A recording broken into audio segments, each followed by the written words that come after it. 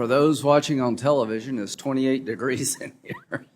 Is that what it is? I don't know what it is, but let it be said, the air conditioning in the Senate works. Thank you all. We're going to have a hearing today about all things Crossfire Hurricane and the Mueller investigation. We'll have 5-minute rounds, and as usual, I'll try to make sure you're not cut off at 5 minutes and finish your thought. And I appreciate all the participation. Mr. Rosenstein, thank you very much for coming to the committee voluntarily, and we appreciate your service to our country and your participation in the hearing today. And I'll try to do a pretty short opening statement, Senator Feinstein, then we'll get right to the witness. So why are we here? I think we have a clip that I'd like to play now. This is of Mr. Rosenstein, May 1st, 2018. It really does illustrate, though. Wait a minute. Turn it up. Stop. The distinction between the way we operate in the department. We make mistakes. Let's not say we're flawless, but the way we operate in the Department of Justice, if we're going to accuse somebody of wrongdoing, we have to have admissible evidence, credible witnesses, we need to prepare to prove our case in court, and we have to affix our signature to the charging document. That's something that not everybody appreciates. There's a lot of talk about FISA applications, and many people that I see talking about it seem not to recognize what a FISA application. A FISA application is actually a warrant, just like a search warrant. In order to get a FISA search warrant, you need an affidavit signed by a career federal law enforcement officer who swears that the information in the affidavit is true and correct to the best of his knowledge and belief. And that's the way we operate. And if it's wrong, sometimes it is, if you find out there's anything incorrect in there, that person is going to face consequences. Sometimes there are innocent errors, but if not, you can face discipline or potentially even prosecution. So. Well, thank you. That was delivered at the Freedom Forum by Mr. Rosenstein, May of 2018, and you described the way the system's supposed to work. And what brings us here is the fact it didn't work that way. We know now, based on the Horowitz report that was delivered to this committee in December 2019, that the FISA warrant application process did not work the way Mr. Rosenstein described it in 2018. What do we know? We know that exculpatory information was withheld from the court. We know, according to Mr. Horowitz, without the Steele dossier, paid for by the Democratic Party, prepared by a former British agent working with a Russian subsource, without that dossier, there would have been no warrant issued against Carter Page. We also now know that an email was doctored to get the FISA warrant by a lawyer at the FBI. So why are we here? We're trying to find out how that happened. We're trying to find out how Crossfire Hurricane got so off script. And our desire is to make sure it never happens again. Every American should be concerned by the fact that the Inspector General found criminal wrongdoing, abuse of power, and a warrant application against Carter Page, a advisor to the Trump campaign, and we're here to try to find out who knew what when. Find out, did Mr. Rosenstein, did you know that the subsource disavowed the dossier in January 2017 to the FBI? Says a bunch of bar talk and hearsay. Did you know that the FBI lawyer doctored an email showing a relationship between Mr. Page and the CIA? He changed it where there was no relationship. Did you know that? And if you didn't know it, why? And we're going to ask everybody who signed the warrant, did you know? And if you didn't know, why? And now that you do know, how do you feel about it? And I want the country to understand that the Mueller investigation was allowed to go forward with bipartisan support. I remember Senator Coons and Booker coming to me, and Senator Grassley and Senator Tillis, saying, let's make sure that Mueller can do his job without interference. The president was pretty hot when it came to the Mueller investigation, and we came up with legislation to protect the general counsel from being dismissed without cause, to let the country know, let the president know it was important for Mueller to do his job. Now it's important to find out what the hell happened. How could it gotten to be where it wound up being? What evidence, if any, was there in May of 2017 when Mueller was appointed by Mr. Rosenstein that anybody on the Trump campaign was colluding with the Russians? Was there a lawful predicate to appoint Mueller to begin with? And we'll be looking at that. And we'll be looking at how the warrant was signed over and over by the highest ranking officials in this country and given to a FISA court on 4 different occasions over a period of months. And it was full of lies and criminally altered. I hope you want to know that. I sure do. And you got to remember the people running the Mueller investigation are the same people that were running Crossfire Hurricane, at least until they got fired. So the warrant application that Mr. Rosenstein signed in June of 2017, the last application against Carter Page, who prepared the application? Remember Strzok and Page? March 3rd, 2016. God, Trump is a loathsome human being. Strzok, oh my God, he's an idiot. Strzok, God, Hillary should win 100 million to nothing. These are the people in charge of the Mueller investigation. The FBI lawyer who altered the email after the election said, "Viva la resistance." This is the FBI lawyer in charge of overseeing the Mueller investigation. And finally, on August 8, 2016, Page says to Strzok, he's not ever going to become president, right? Strzok, no, he won't. We'll stop it. This is why we're here. We're going to get to the bottom of all this. And we did a lot together when it came to Russian interference in our election. We had hearings, the modus operandi and the toolbox of Russia and other autocracies for undermining democracy throughout the world. Russian interference in the 2016 election, May 2017. Extremist content and Russian disinformation online, October 2017. Protecting our elections, examining shell companies and virtual currencies as avenues for foreign interference, June 2018. Cyber threats are against our national critical infrastructure, August 2018. We have looked at Russia's role in the election. Now we're going to look at the Mueller investigation. And we're going to look hard. And we're going to see if what Mr. Rosenstein said at the start of this hearing comes true. That if somebody corrupts the process, that if somebody lies to the court, they face discipline or maybe criminal prosecution. You described, Mr. Rosenstein, the way it should work. And you gave us an indication of what happens if it doesn't work that way.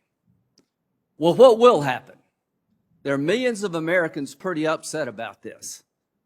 There are people on our side of the aisle who believe that this investigation, Crossfire Hurricane, was one of the most corrupt, biased, criminal investigations in the history of the FBI, and we would like to see something done about it. Mr. Durham is looking at the criminality part. What is our job? Our job is to explain to the American people what the Russians were up to, and we did that together. Our job was to give Mr. Mueller the chance to do his work, and he did. Now it's our job to take the Horowitz report that showed 17 violations of the FISA warrant applications against Carter Page and try to explain how that happened and shed light on the fact that it did happen and hope the system will respond. What are we going to be looking at? We're going to be looking at General Flynn's case. We're going to be looking at the fact on January the 4th, 2017, the field office in Washington, D.C., said that there's no longer justification for General Flynn to be considered part of Crossfire Hurricane.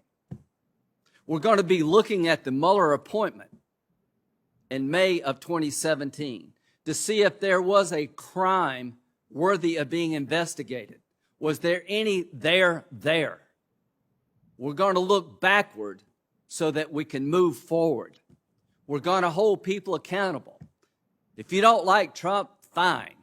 But this is not about liking Trump or not liking Trump. This is about us as a nation. We're talking about the nominee for president on the Republican side and his campaign being under continual investigation. We're talking about warrants being issued after the president was sworn in. We're talking about a 2-year investigation that spent $25 to $30 million, turned people's lives upside down to see if it should have ever happened to begin with. We're going to be talking about how it got off the rails, who's responsible for it getting off the rails, and making sure that they're punished appropriately and the system is changed so in the future, no other candidate for president, no other sitting president has to go through this. That's why we're here. It's going to take a while, but we will not be deterred in our effort to get to the bottom of what I think was a very major abuse of power. Senator Feinstein. Thank you very much, Mr. Chairman. As you have made abundantly clear, we are here at your request to examine Crossfire Hurricane. That's the FBI investigation into Russian election interference and ties to the Trump campaign. Let me begin with a bit of history. The president has long claimed that the investigation of his campaign was a witch hunt and a hoax, and has demanded that his allies, quote, investigate the investigators, end quote, and other Obama-era officials, including Joe Biden. As support for this claim, the president and his allies point to errors identified by DOJ Inspector General Michael Horowitz in FISA's surveillance on former Trump campaign aide Carter Page. Inspector General Horowitz did, in fact, identify serious errors in the handling of the Carter Page FISA application. A broader FISA audit revealed that many of these problems are unfortunately widespread. This needs to be fixed, and efforts to do so are already underway in the FBI, Congress, and the FISA court itself. But contrary to the president's claims that his campaign was unfairly targeted, Inspector General Horowitz found no evidence of political or anti-Trump bias in the Crossfire Hurricane investigation. I've watched this IG carefully now since 2012, that's 8 years, and find him to be independent and believable. And Inspector General Horowitz also confirmed that the opening of the investigation into possible ties between the Trump campaign and Russia was, in fact, justified.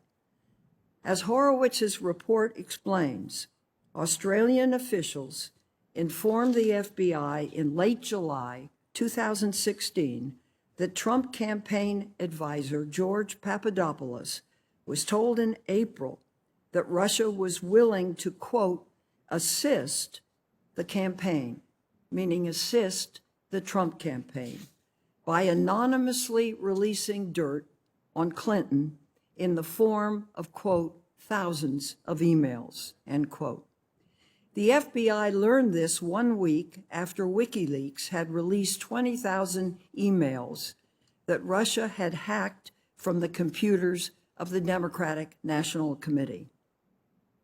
The hacks by Russia and the possibility that the Trump campaign knew of Russia's plans to use the stolen emails to interfere in the 2016 election created a counterintelligence concern that the FBI was obligated to investigate. I think everybody'd recognize that.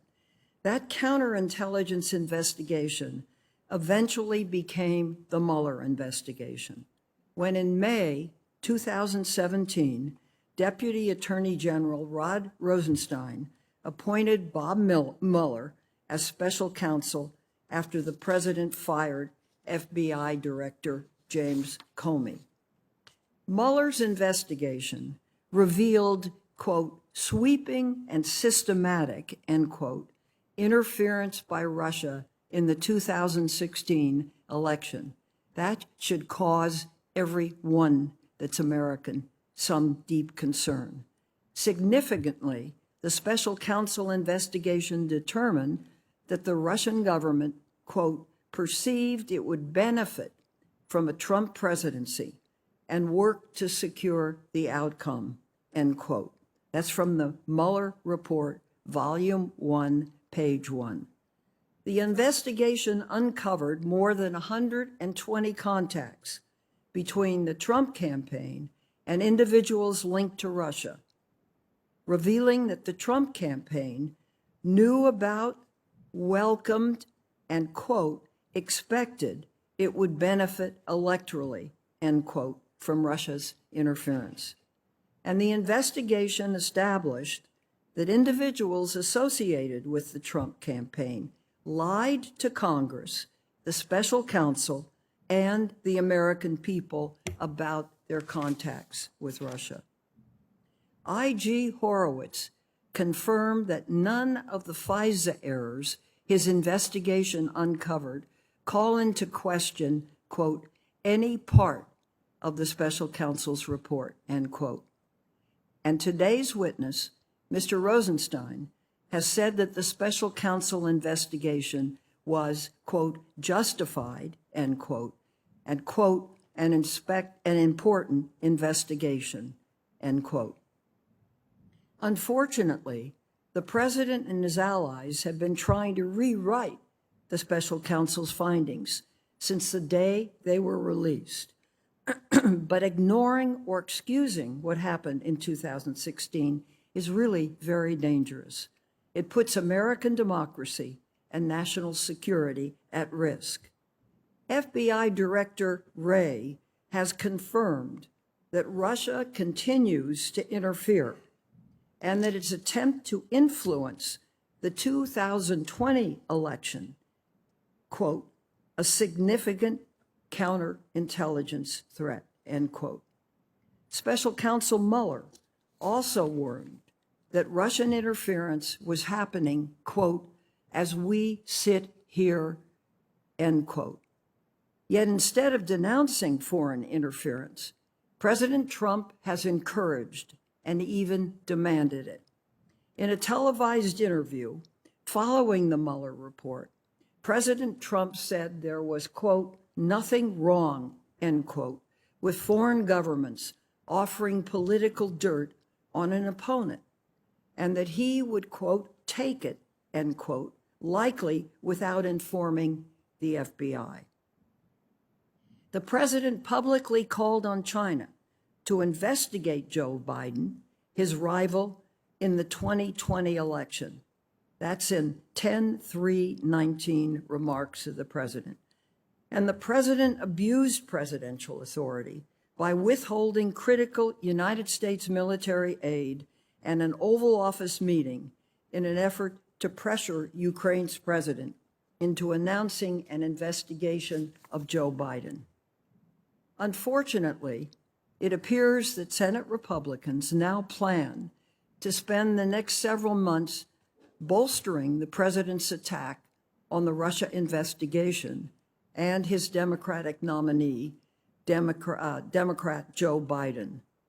Congress should not conduct politically motivated investigations designed to attack or help any presidential candidate, Mr. Chairman, period. This would be true at any time, but even more so now, as our nation confronts the brutal police killing of George Floyd and its aftermath, and remains in the middle of a public health and economic crisis. Thank you. Thank you very much, Senator Feinstein. Ms. Rosenstein, would you please rise? Stand. You solemnly swear the testimony you're about to give this committee is the truth, the whole truth, and nothing but the truth, so help you God. Thank you. You may make your statement.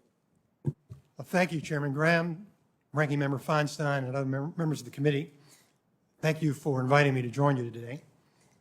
When I was sworn in as Deputy Attorney General on April 26, 2017, I became responsible for helping the Attorney General to supervise 115,000 Department of Justice employees and to oversee hundreds of thousands of cases. One of the most important matters pending in the department was an investigation of Russian election influence schemes. Attorney General Sessions had complied with his legal obligation to recuse himself from that investigation 7 weeks before I arrived, and the matter had been under the supervision of Acting Deputy Attorney General Dana Bente as a result. Many federal agents and prosecutors were working on criminal cases that officials considered potentially relevant to Russian election meddling. As a result of events that followed the departure of the FBI director, I was concerned that the public would not have confidence in the investigation and that the acting FBI director was not the right person to lead it.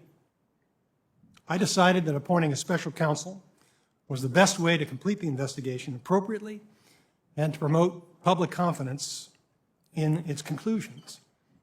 As we now know, the eventual conclusions were that Russians committed crimes seeking to influence the election, and Americans did not conspire with them. A special counsel appointment was consistent with Department of Justice precedent. Attorney General Bill Barr and Attorney General Janet Reno, each in the 1990s, had appointed special counsels in several cases when they concluded that a prosecutor with some degree of independence from the department could best resolve sensitive matters. More recently, Attorney General Barr has assigned U.S. attorneys to take charge of significant investigations. But in May of 2017, there were only 3 confirmed United States attorneys remaining, all Obama administration appointees who had been ordered to resign and had been permitted to hold over for just a few months. Some people confuse special counsels and independent counsels. Independent counsels are appointed by federal judges. The Department of Justice does not supervise them. They often expand their jurisdiction, and they usually investigate for many years. In contrast, Special Counsel Mueller was supervised by the department with jurisdiction that was limited both in scope and in duration. I asked the special counsel to review each criminal allegation the FBI considered relevant to Russian election influence operations and recommend whether to close the matter, to investigate because it might be relevant to Russian election meddling, or to refer the matter to another prosecutor. I also established a supervisory chain of command within the department. Highly qualified department attorneys met regularly with the special counsel team to review recommendations about which matters to investigate and to approve significant steps in consultation with me. Whenever the special counsel proposed charges for which a United States attorney would need approval from the Department of Justice, from a headquarters division, those charges were reviewed, as usual, by the tax division, the national security division, or the criminal division. Well, I understand that today's hearing may focus on the Foreign Intelligence Surveillance Act. When I served as Deputy Attorney General, every FBI FISA application was written by agents and attorneys, reviewed by supervisors, sworn under oath by a federal agent, and certified by the FBI director. Before any application was submitted to the court, a senior department official, either the Attorney General, the Deputy Attorney General, or the Assistant Attorney General for National Security, met with National Security Division supervisors to ensure that the application set forth a valid legal and factual basis. Ultimately, each application was submitted to a federal judge who decided whether it set forth probable cause that justified the issuance of a warrant. Every application that I approved appeared to be justified based on the facts it alleged. And the FBI was supposed to be following protocols to ensure that every fact was verified. But investigative reviews published by the Inspector General in December 2019 and March of 2020, those investigative reviews revealed that the FBI was not following the protocols and that significant errors appeared in applications filed in connection with the Crossfire Hurricane investigation. The Inspector General concluded, and I quote, that so many basic and fundamental errors were made by 3 separate hand-picked teams on one of the FBI's most sensitive investigations that FBI officials expected would be subject to close scrutiny, raised significant questions regarding the FBI chain of command's management and supervision of the FISA process. Now, Senators, whenever agents or prosecutors make serious mistakes or engage in misconduct, the Department of Justice needs to take remedial action. And if existing policies fall short, those policies need to be changed. Ensuring the integrity of governmental processes is essential to promoting public confidence in the rule of law. While it is necessary to correct mistakes and to punish wrongdoers, it certainly should not go unsaid today that our law enforcement agencies are filled with men and women who act with integrity. As we watch them deal with extraordinarily difficult circumstances throughout the country this week, we should take this opportunity to let them know that they have our appreciation and our support. In conclusion, I know that the members of this committee share a commitment to the principles of the Department of Justice. I look forward to addressing your questions. Thank you.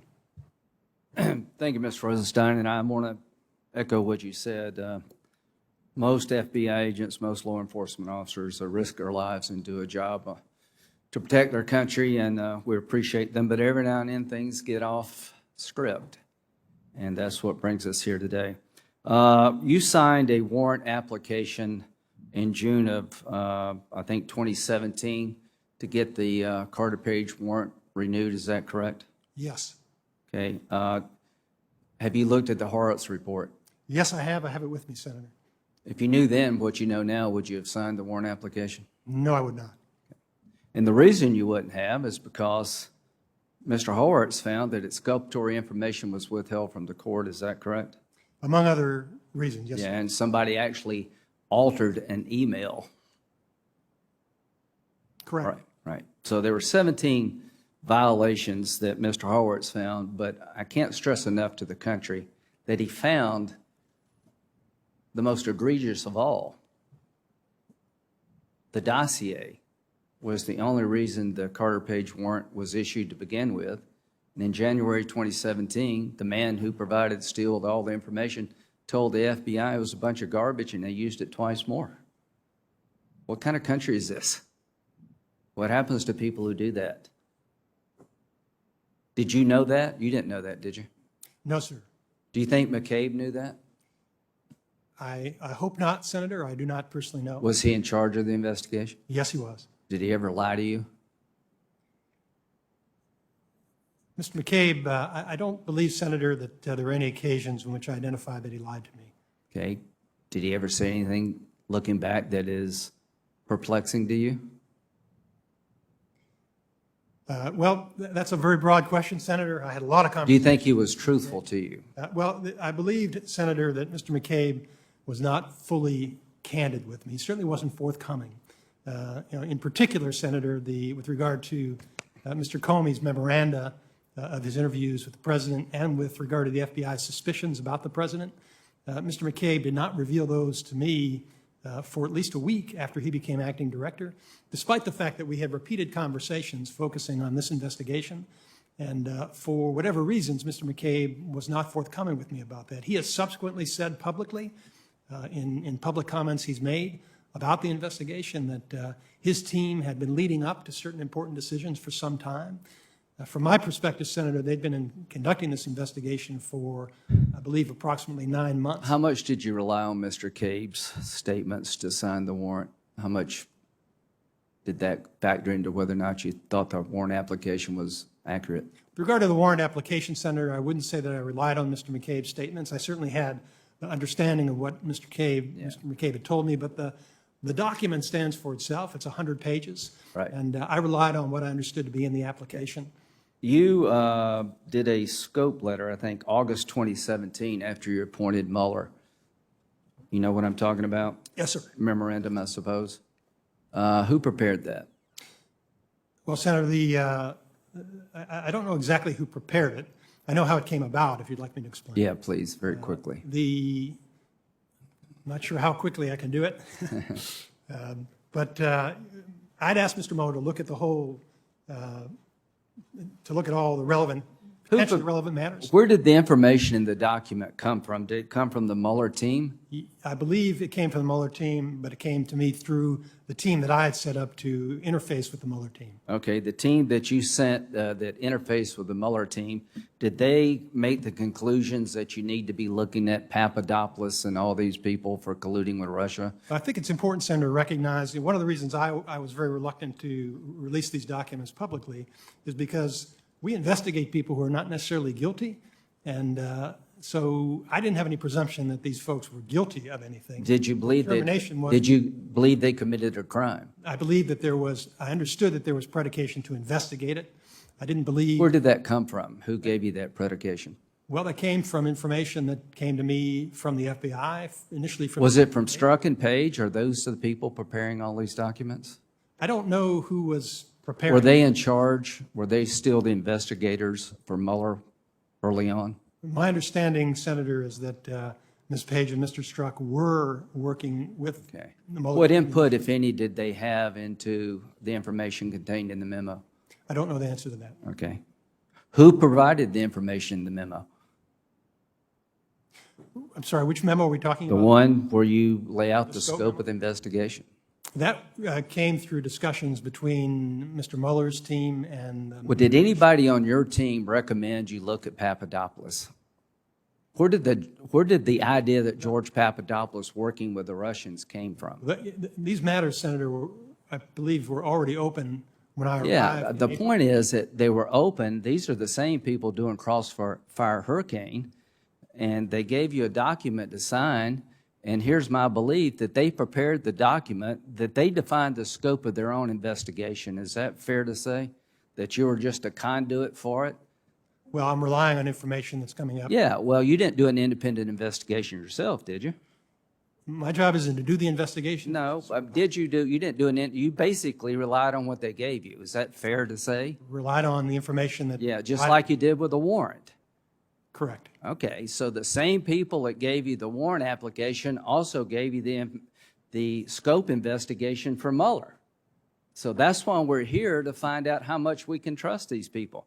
Now, to appoint a special counsel, there's got to be evidence, criminal investigation of a person or matter is warranted.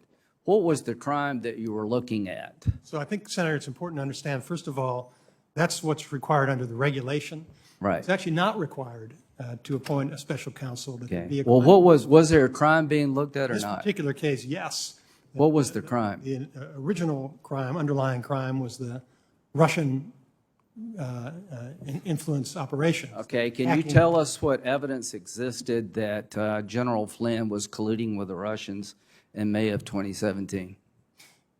I don't, the evidence against General Flynn, first of all, Senator. What evidence existed that General Flynn was colluding with the Russians in 2017, May of 2017? I can't comment about that case, Senator, beyond what's in the Did you know that in January the 4th, 2017, the FBI field office said, we recommend that General Flynn be removed from Crossfire Hurricane? No, I did not. Okay.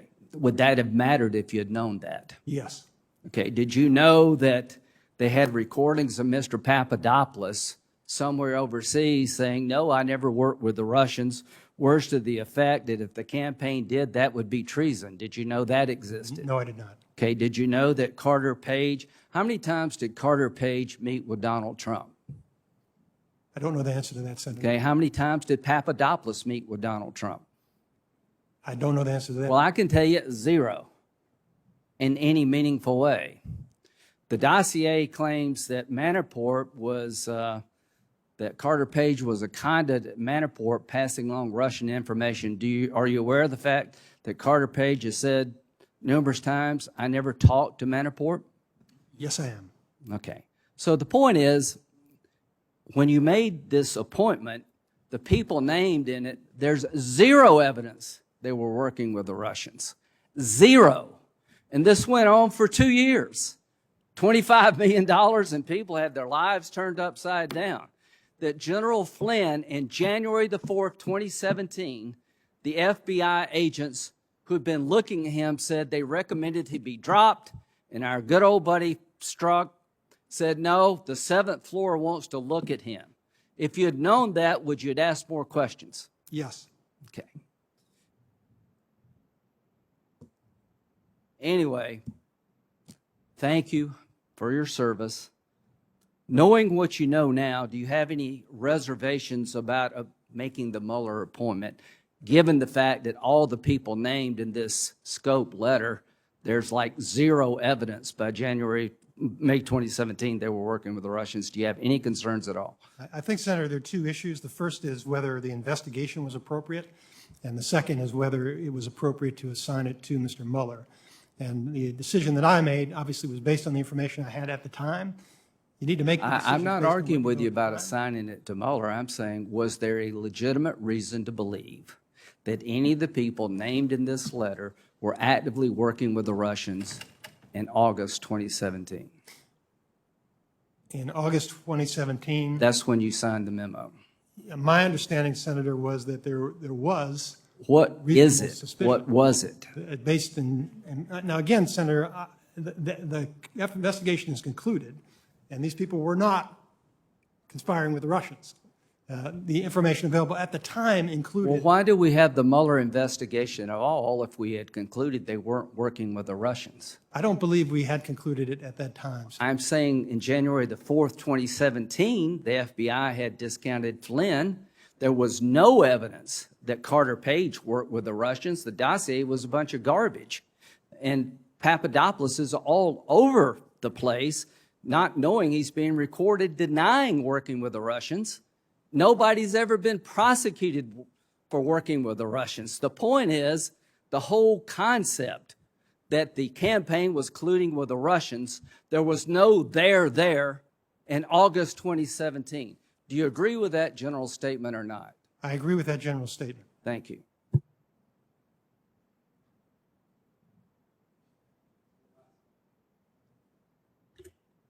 Thank you and welcome. I'd like to begin with the impact of the Steele dossier, if I might. Inspector General Horowitz confirmed that the Crossfire Hurricane investigation, excuse me, was open because the FBI was told the Trump campaign advisor, George Papadopoulos, had advanced knowledge that Russia was planning to release stolen emails to harm Clinton and help Trump. The FBI officials who made that decision had not even seen the Steele dossier. But because the Steele dossier was cited in the Carter Page FISA applications, the president and his allies falsely claim that the entire Russia investigation was started because the Steele dossier would never have happened if it hadn't been for Steele's reporting. You appointed Special Counsel Mueller. Is that true? Yes. You supervised Mueller's investigation. Please, can you identify for us any findings in Mueller's 448-page report that rely on information from the Steele dossier? I don't believe there is any such information. Thank you. Can you identify which of the 199 criminal counts resulting from the Mueller investigation rely on information from the Steele dossier? I don't believe that the Steele dossier was relied upon for the indictments. Thank you. Can you identify investigative steps taken by Mueller that relied on information in the Steele dossier? I wouldn't know the answer to that, Senator, with regard to individual steps. Thank you. Did Special Counsel Mueller ever express concern that FBI or DOJ officials had unfairly targeted the president or his campaign for investigation? I never had that discussion with Mr. Mueller. Did he ever indicate that there was not a legitimate reason to investigate ties between the Trump campaign and Russia? He never indicated, Senator, that there was not a legitimate reason to complete the investigation. Did you ever have any concerns that Mueller's investigation was illegitimate, biased, unfairly targeted the president or his campaign? I talked with Mr. Mueller about ensuring that there was no bias in the investigation. As you know, we did have an issue with one of the agents and another FBI employee who were working on the case. And I talked with Mr. Mueller at that time and subsequently about the importance of making sure that everybody on his investigation understood, whatever their political views, that they needed to set that aside and make sure that the investigation was not affected by any bias. And do you believe that was carried out? I do, because I have confidence in Mr. Mueller's integrity. Do you believe the Mueller investigation was a hoax or a witch hunt or a deep state conspiracy? I do not believe the investigation was a hoax, Senator, but with regard to the nature of the allegations, keep in mind those allegations are coming from other sources, and I can't vouch for the allegations.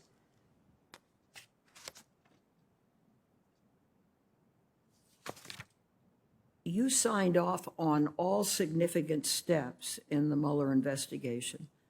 Was that because you believe them to be legitimate and supported by the evidence? Everything that I approved, Senator, yes, and nothing came to my attention that I thought was illegitimate. Thank you very much. Thank you, Mr. Chairman. Thank you, Senator Grassley. Yeah. Thanks to General Barr, Brady material relating to Flynn has been released. So too has the Flynn transcript with the Russian ambassador. Those materials include records that show, one, the FBI planned to close the Flynn case until Strzok interceded. Two, that FBI notes that show the FBI may have deliberately set Flynn up to prosecute him or get him fired. Three, the FBI had no derogatory information on Flynn. And four, there was no legitimate factual predicate to interview him.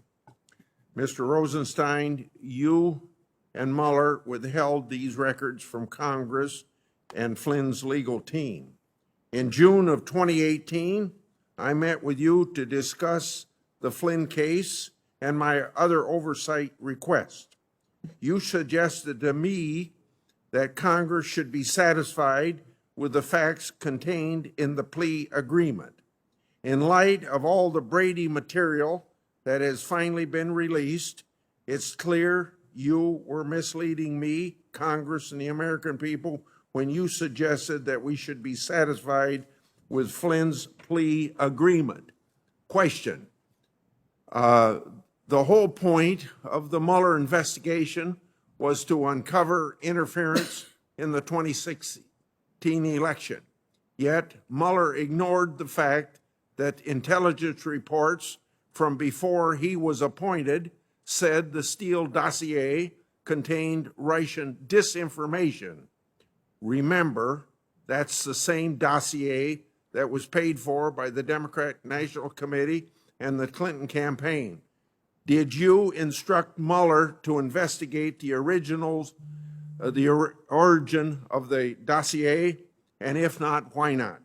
Thank you, Senator. First of all, I certainly did not intend to mislead you or anybody else. And if I could just address that briefly, because I do recall that conversation, Senator, and my view was that the case was pending in court. And there's a longstanding principle of the department that when a case is pending in court, we let the judicial process work through, and we don't engage with Congress about pending cases. And that's the only reason why I was reluctant to disclose information, not that I was concealing anything. I obviously didn't know that there was exculpatory evidence. And with regard to the evidence that's in the record now, because it was filed by the department, I'm not going to express any opinion about that. I'm going to wait and hear what General Barr has to say about it. But much of that, Senator, was news to me. With regard to the other question you asked, Senator, keep in mind that my goal with regard to the special counsel was to keep that investigation focused and get it resolved as expeditiously as possible. I knew that an investigation of the Steele dossier and the origins of the Russia investigation would be far more complicated and take far more time. And I didn't believe, and I don't think General Barr believes, we need an independent special counsel from outside the department to do that. General Barr is trusting U.S. Attorney Durham to do that, and I think that's a reasonable decision. So no, I did not ask Director Mueller to do that, and I'm actually grateful that we wrapped up the special counsel phase in 22 months. And if there's other information to be uncovered, I'm confident it will be uncovered. Okay. When you approved the fourth and final FISA against Carter Page, were you aware that intelligence reports warned that the Steele dossier was a product of Russian disinformation? Were you also aware that the Steele's report were not fully verified and that some of Steele's sources supported Clinton? If so, why did you approve the FISA? No, I did not. And if I could explain, Senator, I know the time is limited, but the Steele dossier is not in the FISA. It was not submitted to the court. There's information from Steele that's in the application. But my understanding, and again, I reviewed a lot of FISA applications during my tenure, my understanding is that what's in the affidavits is verified. And so the Steele dossier and all the nonsense that was in the media about these allegations that have been made, that's not in the FISA application. What's in the FISA application, my understanding, was verified information. And of course, there is other information. It's not just information that came from Mr. Steele. Let me please get to one final point. My time's just about out. On May the 9th, 2017, you wrote a memo to Attorney General recommending Comey termination.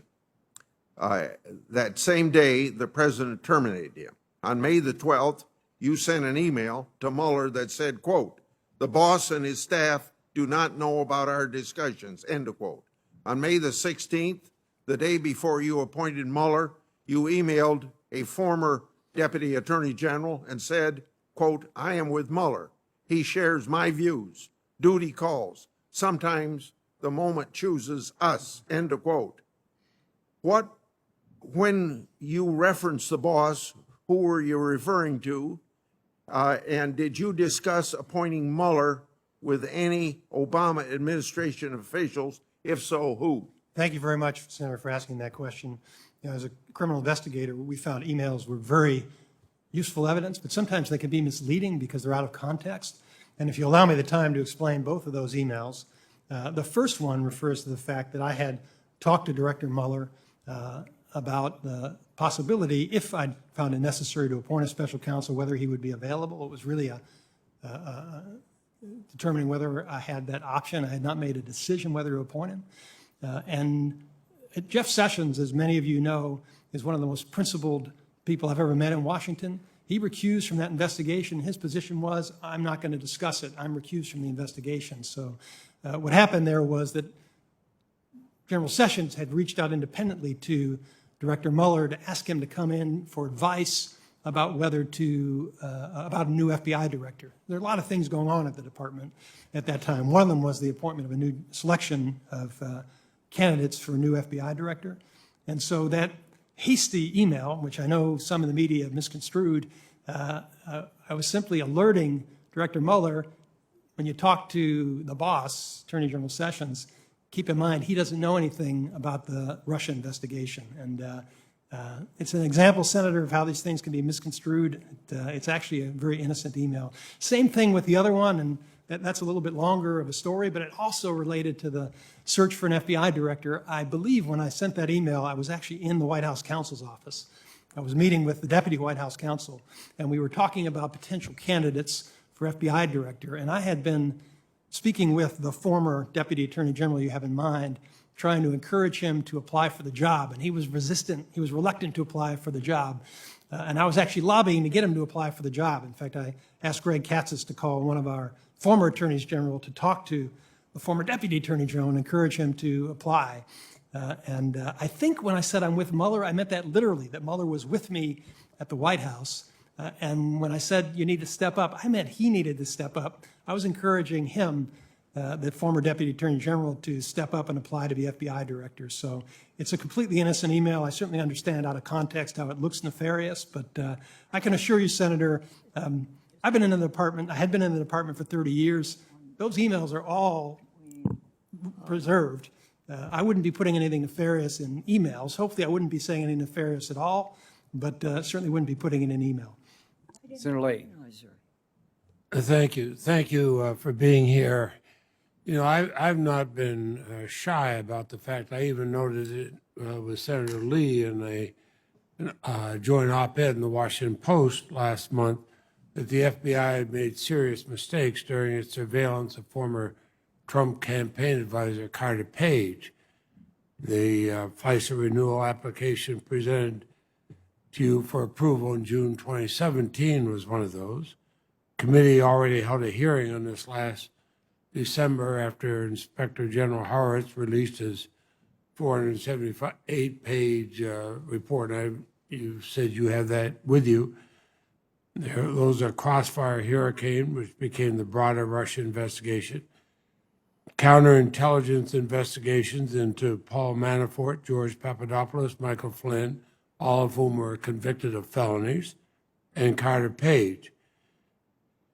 Now, the only time, as I understand, the FBI applied for a FISA surveillance order in these 5 investigations, the only time they did was with respect to Carter Page. Is that correct? That's my understanding, yes, sir. Thank you.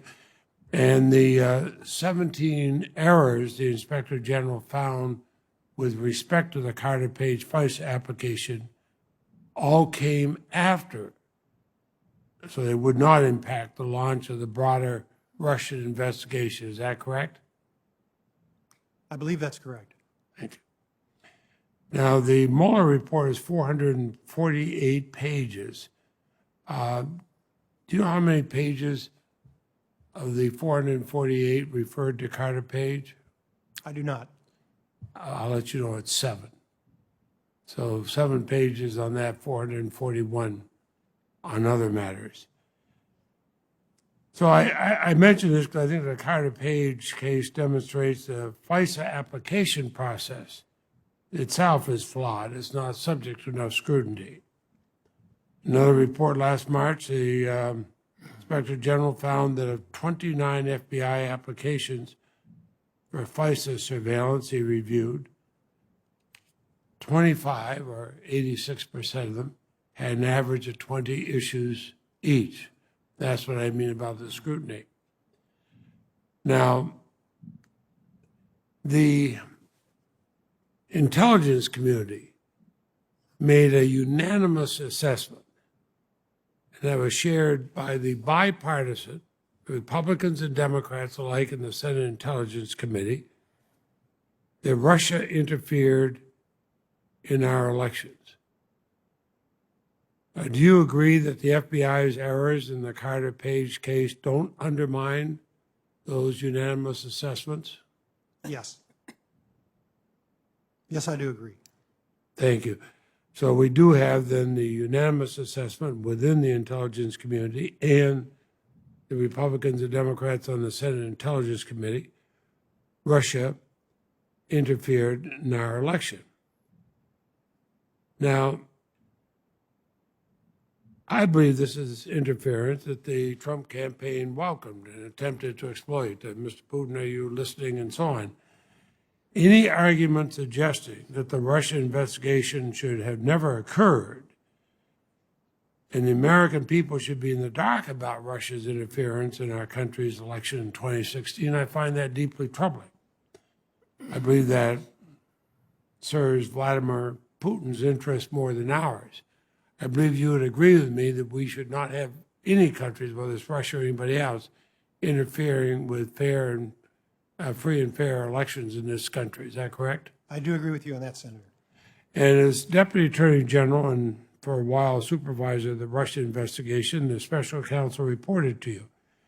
Before you sought any indictments, the special counsel provided you with an explanation of his charging decisions, including against 12 Russian nationals and military intelligence officers, as well as Paul Manafort, Michael Flynn, and George Papadopoulos, You didn't object to those charging decisions or the indictments, is that correct? It's true that I didn't object, Senator, but I actually don't sign the indictments.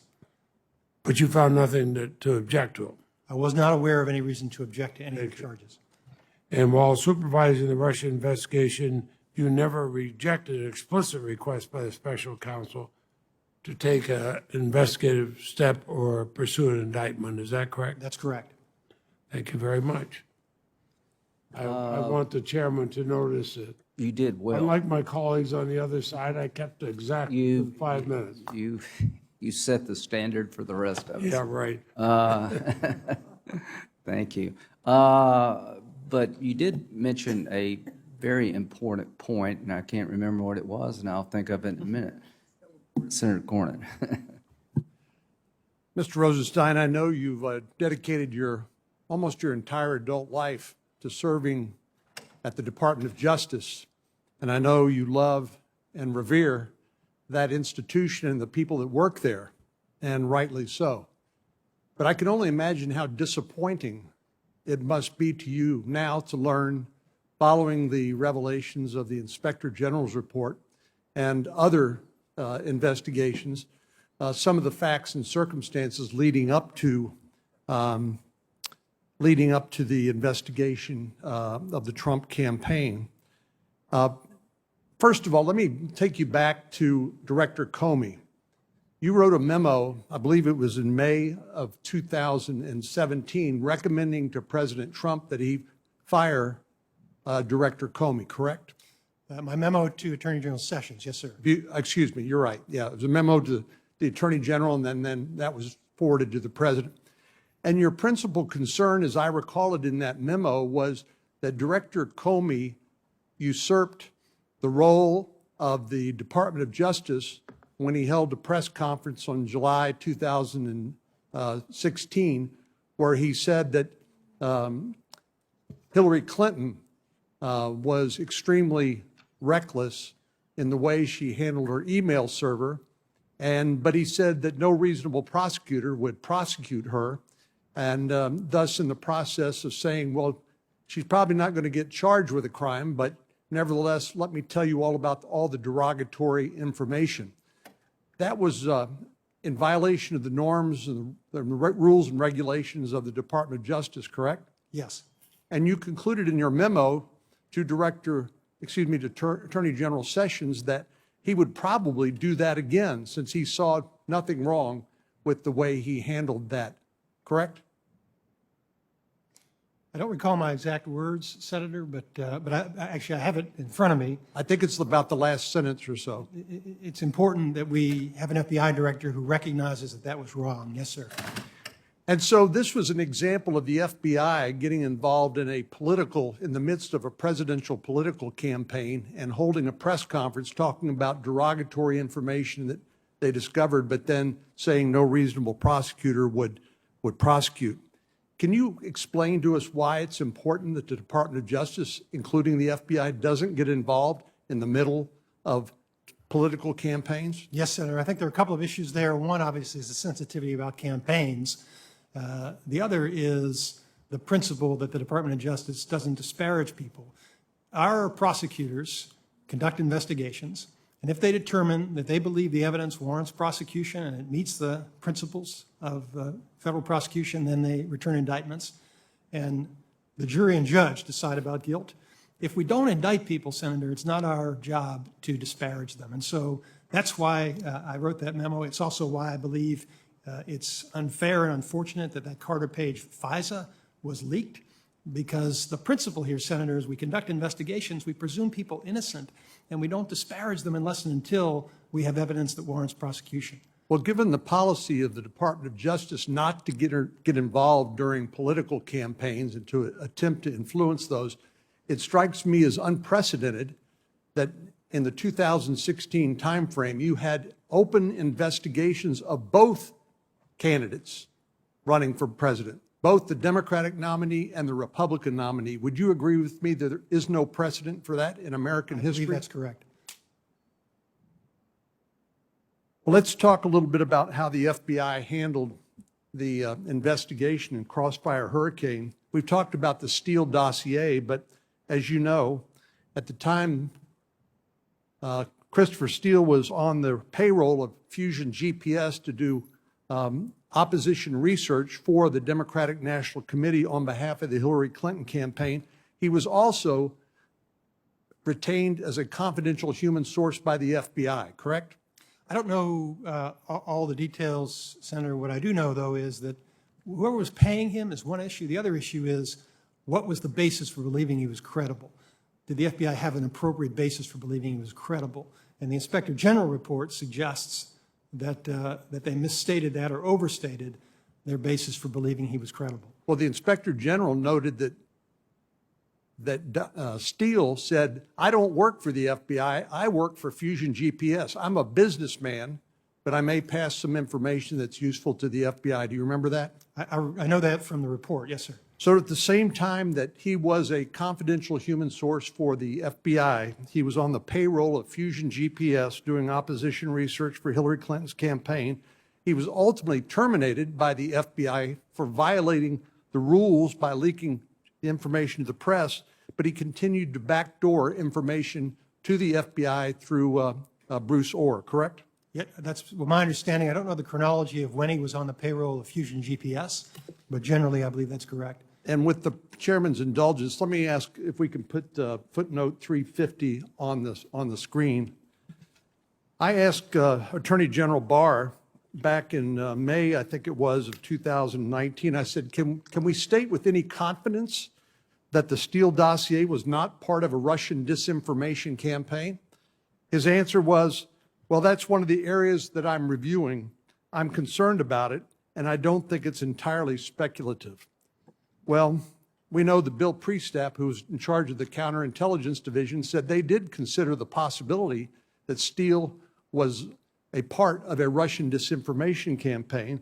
But then thanks to the diligence of Senator Grassley and Senator Johnson and the Director of National Intelligence, we now have a copy of the less redacted footnote 350 to the Inspector General report, which points out, if you can see it, that not only did Steele have regular interaction with Russian oligarchs, but that there was a potential for Russian disinformation influencing Steele's election reporting. And it did not have high confidence that the subsources for Steele's reporting and assessed that the reference subset was part of a Russian disinformation campaign to denigrate U.S. foreign relations. So, Mr. Rosenstein, it strikes me that Mr. Putin must be extraordinarily pleased with how this all played itself out. Not only was Hillary Clinton and her campaign disparaged, not only was President Trump and his campaign disparaged and put through what can only be described as hell for the last 3.5 years of an investigation, when in fact the source of some of the information that was used not only to secure a FISA warrant, but to conduct a counterintelligence investigation may in fact have been part of a Russian disinformation campaign. Does that concern you? It concerns me very much, Senator. I'm at a bit of a disadvantage. As you know, I was in the job for only 2 years. I've been gone now for about 13 months. So I don't have access to any information that's been generated through the Durham investigation. I do not know what Attorney General Barr has discovered with regard to that. But I think it's important, Senators, for us to keep in mind that it is established, I believe, that Russia's efforts included disparaging Hillary Clinton, as you said. That doesn't mean Russia is on the other candidate's side. Russia is on Russia's side. And so I think we should be just as concerned if there's evidence that they were disparaging or attacking or trying to undermine President Trump, as we were about their activities with regard to Secretary Clinton. So I don't know the answer to it, but I am concerned about it. I agree with you. The point I was trying to make is the Crossfire Hurricane investigation based almost entirely on the allegations of Christopher Steele and the sources he provided, which may have in fact been part of a Russian disinformation campaign, which has successfully divided the country and created a lot of chaos and in the ensuing 3.5 years. Thank you, Mr. Chairman. Senator Chairman, if Durbin. I could just follow up on that, Senator, whether it's Russian disinformation or other disinformation, I think the FBI needs to figure out Yeah. where did it come from, why was it submitted, and were any crimes committed. I think that's an appropriate area of investigation. I just don't know what the evidence reflects. Thank you, Senator Durbin. Thank you, Mr. Rosenstein. Thank you, Mr. Chairman. I miss baseball. Obviously, a lot of Americans miss baseball as well. They're broadcasting old baseball games now, and I'm watching them. And I'm wondering today, the people who've tuned into this hearing over C-SPAN of the Senate Judiciary Committee must think they're watching a rerun, a classic hearing of several years ago on the Mueller report. But unfortunately, this is not a rerun. This is the priority of the Senate Judiciary Committee today in June of 2020. Those who tuned in might have expected that we'd have a hearing concerning the public health crisis facing America, the pandemic which we're fighting every day, which has claimed over 100,000 American lives. They might think we would consider the issue of profiteering in this pandemic within the jurisdiction of this committee, but we're not. Perhaps we take up the issue of privacy and contact tracing, an important issue, but we're not taking that up either.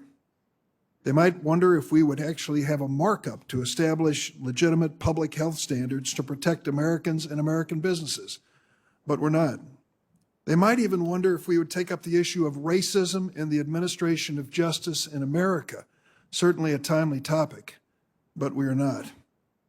They might wonder if we would ask a question about President Trump's suggestion 48 hours ago that he would have a federal militarization of law enforcement across the United States, certainly a significant constitutional issue, but no, we're not taking that up today.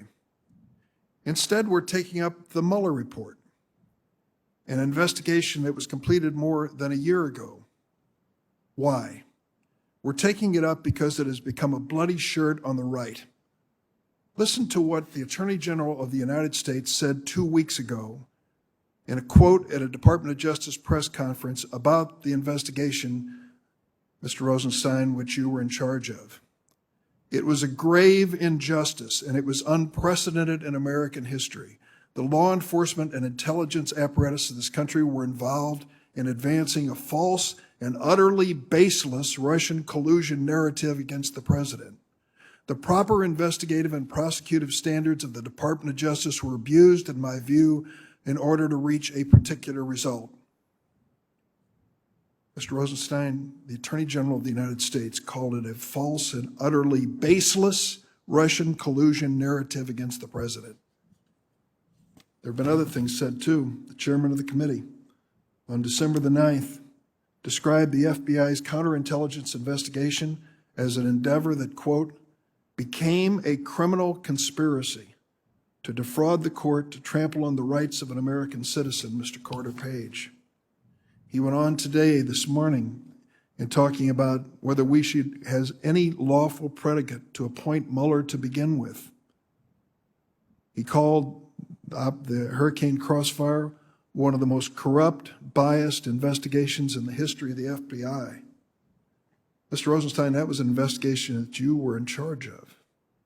It was conducted by an individual that you personally selected. Do you consider it to be an utterly baseless, corrupt criminal investigation as you reflect on it today? I do not consider the investigation to be corrupt, Senator, but I certainly understand, I understand the president's frustration given the outcome, which was in fact that there was no evidence of conspiracy between Trump campaign advisors and Russians. We're about to embark on an investigation by this committee, which may be the largest investigation I've ever witnessed here. Tomorrow, I understand the chairman is going to ask for authority to issue 53 subpoenas for witnesses. What an irony that we began this year in an impeachment trial where the Republicans refused to produce one document or one witness, not one witness, when it came to questions of the impeachment of the president. Tomorrow, there'll be 53 names submitted, and they will not be cleared with the minority. As I understand the proposal by the chairman, he alone will have the authority to decide which ones to call. we will attempt to amend his subpoena on the Democratic side to make sure that if we are clearly trying to find the truth in this matter about whether this was an utterly baseless investigation, we believe we should also be calling a few other witnesses. How about Michael Cohen, who negotiated a Trump Tower Moscow deal until at least June of 2016? Perhaps Paul Manafort, repeatedly passing campaign information to Konstantin Kilimnik, who had Russian intelligence ties. Konstantin Kilimnik himself, Manafort's Russian national business partner, which Mueller found to have Russian intelligence ties. Rick Gates, deputy chairman, who instructed Manafort to feed campaign information to Kilimnik. George Papadopoulos, whose comments prompted the opening of the FBI investigation. Michael Flynn, Roger Stone, there are more on the list. If we truly want to get to the bottom of this and bring all the witnesses in as to whether this was a baseless claim of Russian collusion with anyone in the United States, certainly we want the record to be complete, don't we? Don't we want witnesses to give us complete testimony? I would hope so. Mr. Rosenstein, let me ask you the bottom line question when it comes to what we are considering today. Mr. Mueller, whom I respect, though I may disagree with in one context or another, reached some very basic conclusions in light of any wrongdoing in the FISA court involving Carter Page and others, and all the information you know today. Mr. Rosenstein, do you disagree with the key finding of Mr. Mueller that Russia interfered in the 2016 presidential campaign in a sweeping and systematic fashion? I agree with that finding. Do you agree the Russian government perceived it would benefit from a Trump presidency and worked to secure that outcome? I don't know what the government was thinking, Senator. I can only tell you what their conduct was.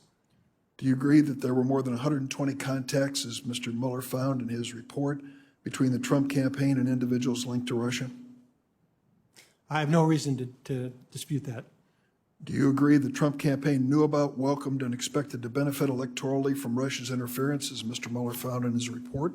What page are you referring to, Senator? Happy to tell you. It's volume 1, pages 1 and 2.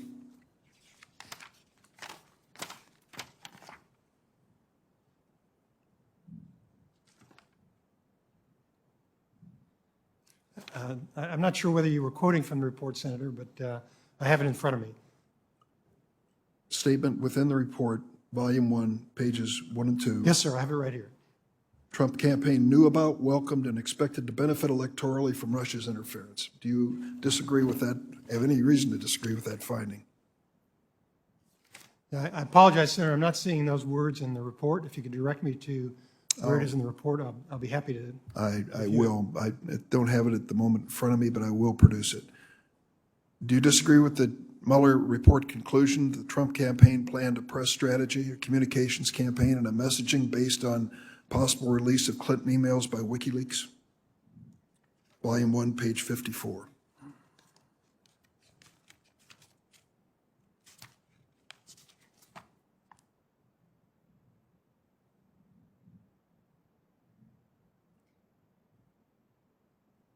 That says according to Mr. Gates. That's attributed to Mr. Gates. I don't think that's a finding of Mueller, but it's what one of the witnesses said. Do you have any reason to believe it's not true? I have no information beyond the fact that the witness said it, Senator. The bottom line is this: for over a year, this report has been public. It has been debated. It has been parsed, analyzed, and the bottom line conclusions have not been disputed. Though there may have been some wrongdoing involving any one person in the investigation, it boggles the mind that the Attorney General of the United States would say this is baseless. I yield. Thank you, and I'll turn to Senator Lee in a minute, but I'm going to respond, if I may, about what I'm doing and why. I believe, and all of us believe, that if the Republican Party had paid Mr. Steele through an organization money to dig up dirt on Hillary Clinton, and he used a Russian to create a bunch of garbage, it was used to get a warrant against a Clinton campaign operative, you'd have a little different a view of this. That you would be raising holy hell, and all your friends in the media would be front page news everywhere. Treason. But as Trump, it's okay. As long as you're out to get somebody you need to get, damn the way you do it. Well, this committee is not going to accept that standard, my friend. This committee looked at everything you wanted us to look at in terms of Russian behavior. Did Russia interfere? You better believe they did. Will they do it again? Yes, they will. Was this the Ukrainians? No, it was the Russians who stole the emails. It was the Russians who have divided the American people in terms of the 2016 campaign. But it wasn't the Russians, my friend, who withheld information from the FISA court, keeping Carter Page's life turned upside down. It wasn't the Russians who refused to tell the court that the underlying dossier that was crucial to the Carter Page warrant was a bunch of garbage. It wasn't the Russians who manipulated an email to keep getting a warrant against American citizens. It wasn't the Russians who withheld information from the court about General Flynn that they were setting him up and out to get him. It was the Department of Justice. It was the FBI. It was people who hated Trump. If people had a political bias, an agenda to destroy him before he was elected and after he was elected. And we're going to get to the bottom of it. And if you want people subpoenaed, I will certainly listen to what you got to say. But this stinks. This is a sad episode in the history of the FBI. There was no there in August 2017. And it may not bother you, but it bothers us. And I hope it will bother the American people and we'll fix it. Senator Lee. On June 29th, 2017, you signed off on the third FISA renewal application. Did you read that application? Yes. So you, having been asked to sign off on it, you had read it. Were you aware of the multiple errors and omissions that were later discovered and disclosed by the Inspector General? No. Were you aware that the information provided by Christopher Steele, commonly referred to as the Steele dossier, was the basis of the assertions in the FISA application? I believe, Senator, that some of the assertions in the application are from Steele, my understanding is, but only some. Were you aware of the fact that the Steele dossier, which you've just acknowledged, was at least the partial basis for this, was bought and paid for by the Democratic National Committee and shared with the Hillary Clinton campaign? I don't believe I had that detailed information at the time. Okay, so you're being asked to do something significant. You're asked as the Deputy Attorney General, the acting Attorney General in this circumstance, to sign off on something. And yet you don't have a critical piece of information. That's a problem. Yes, sir. It seems to me. It's a problem, especially given that the Foreign Intelligence Surveillance Act can be used, can be manipulated, and in fact has been abused and manipulated so as to spy on a presidential campaign. A campaign that turned out to be for the man who became the 45th President of the United States. Were you aware that the application mischaracterized Christopher Steele's past work with the FBI as a confidential human source and failed to include information from his source questioning his reliability? No, I was not aware of that. If you had known about these errors and omissions as of June 29, 2017, would you have signed off on it? No. Why not? Senator, my understanding is that these FISA applications followed a very rigorous process, and that they were accurate, that they were verified. The whole principle of having an agent sign it under oath is that you can rely on the facts. And the whole point of having the Deputy Attorney General sign off on them was to have somebody who would be accountable to someone who was in turn accountable to the voters, who could verify their accuracy. Is that right? And yet that did not happen. I don't think that the idea is for the person who approves the filing, which is the Attorney General, the Deputy, or the National Security Assistant Attorney General, to personally verify the facts. It's to make sure the accurate process has been followed and that the document sets forth a proper basis. Sure. It did set forth a But proper surely basis. the process isn't an ass. The process isn't there simply to provide cover, to do something unlawful. The process is there, ideally, one would hope, to make sure the rule of law is respected. Correct. Before you became the acting Attorney General in this context, didn't you at some point get a sense for the politicization within the FBI, at the top level of the FBI, even beyond Jim Comey?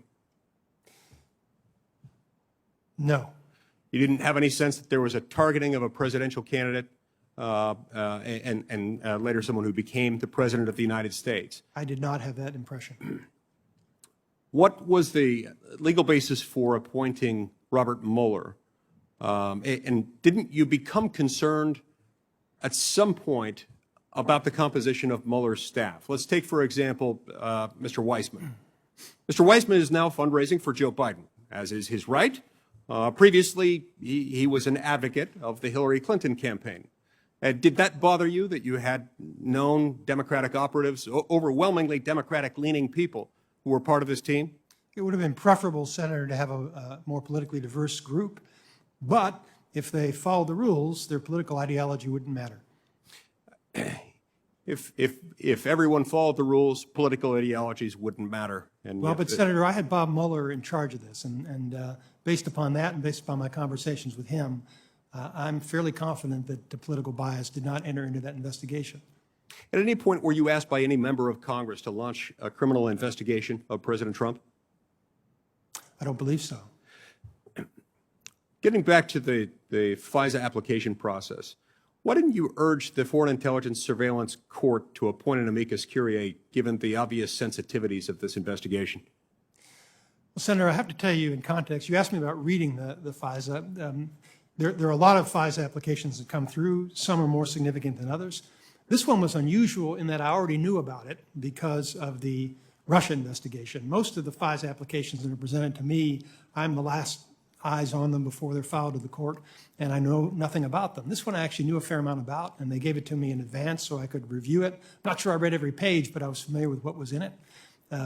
But it actually, if you read the report, I know most people haven't seen the unredacted version, but my recollection of it, I haven't seen it for some time, is it was actually fairly persuasive.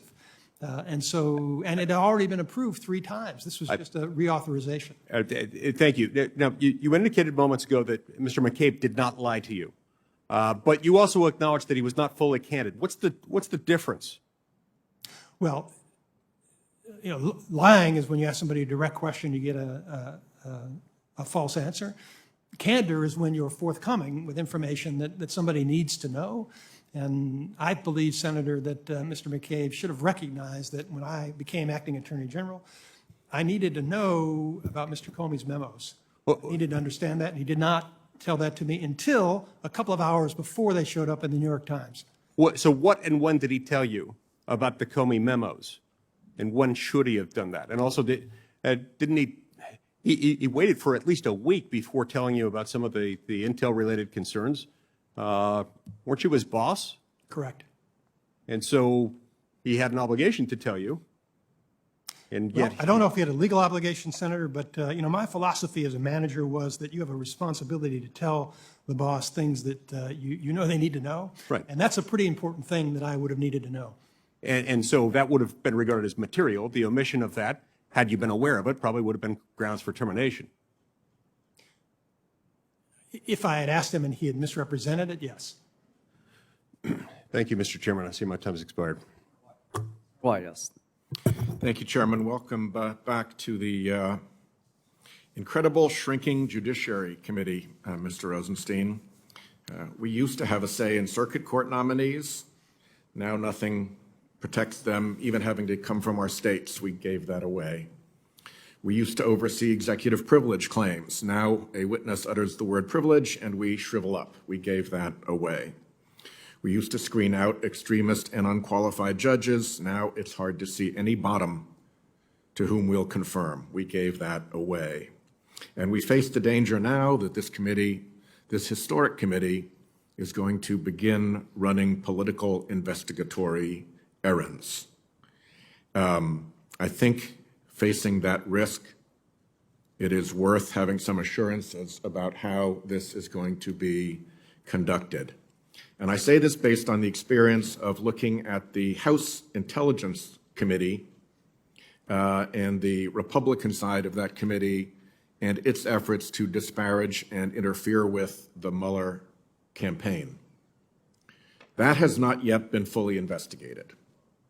I don't believe that Mueller investigated any linkage between the House Intelligence Committee Republicans' efforts and the White House or their efforts and Trump's lawyers.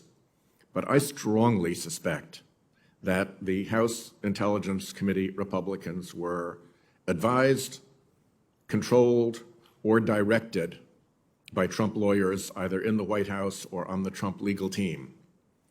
And that sorry experience, if that is in fact the case, again, investigation would reveal it, but we have had no investigation, should not be replicated in the Senate Judiciary Committee.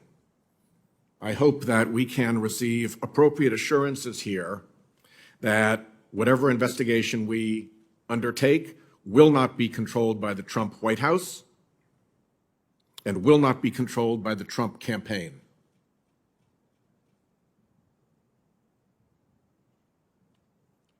As we pursue this oversight, one other aspect of the incredible shrinking Judiciary Committee is that we used to require the FBI and the Department of Justice to answer our questions. Now we just get ignored. There is a bin someplace at the FBI and the Department of Justice into which our questions get thrown. And Mr. Rosenstein, you were sworn in on February 1st, 2017. As Deputy Attorney General, you resigned from the department on May 11th, 2019.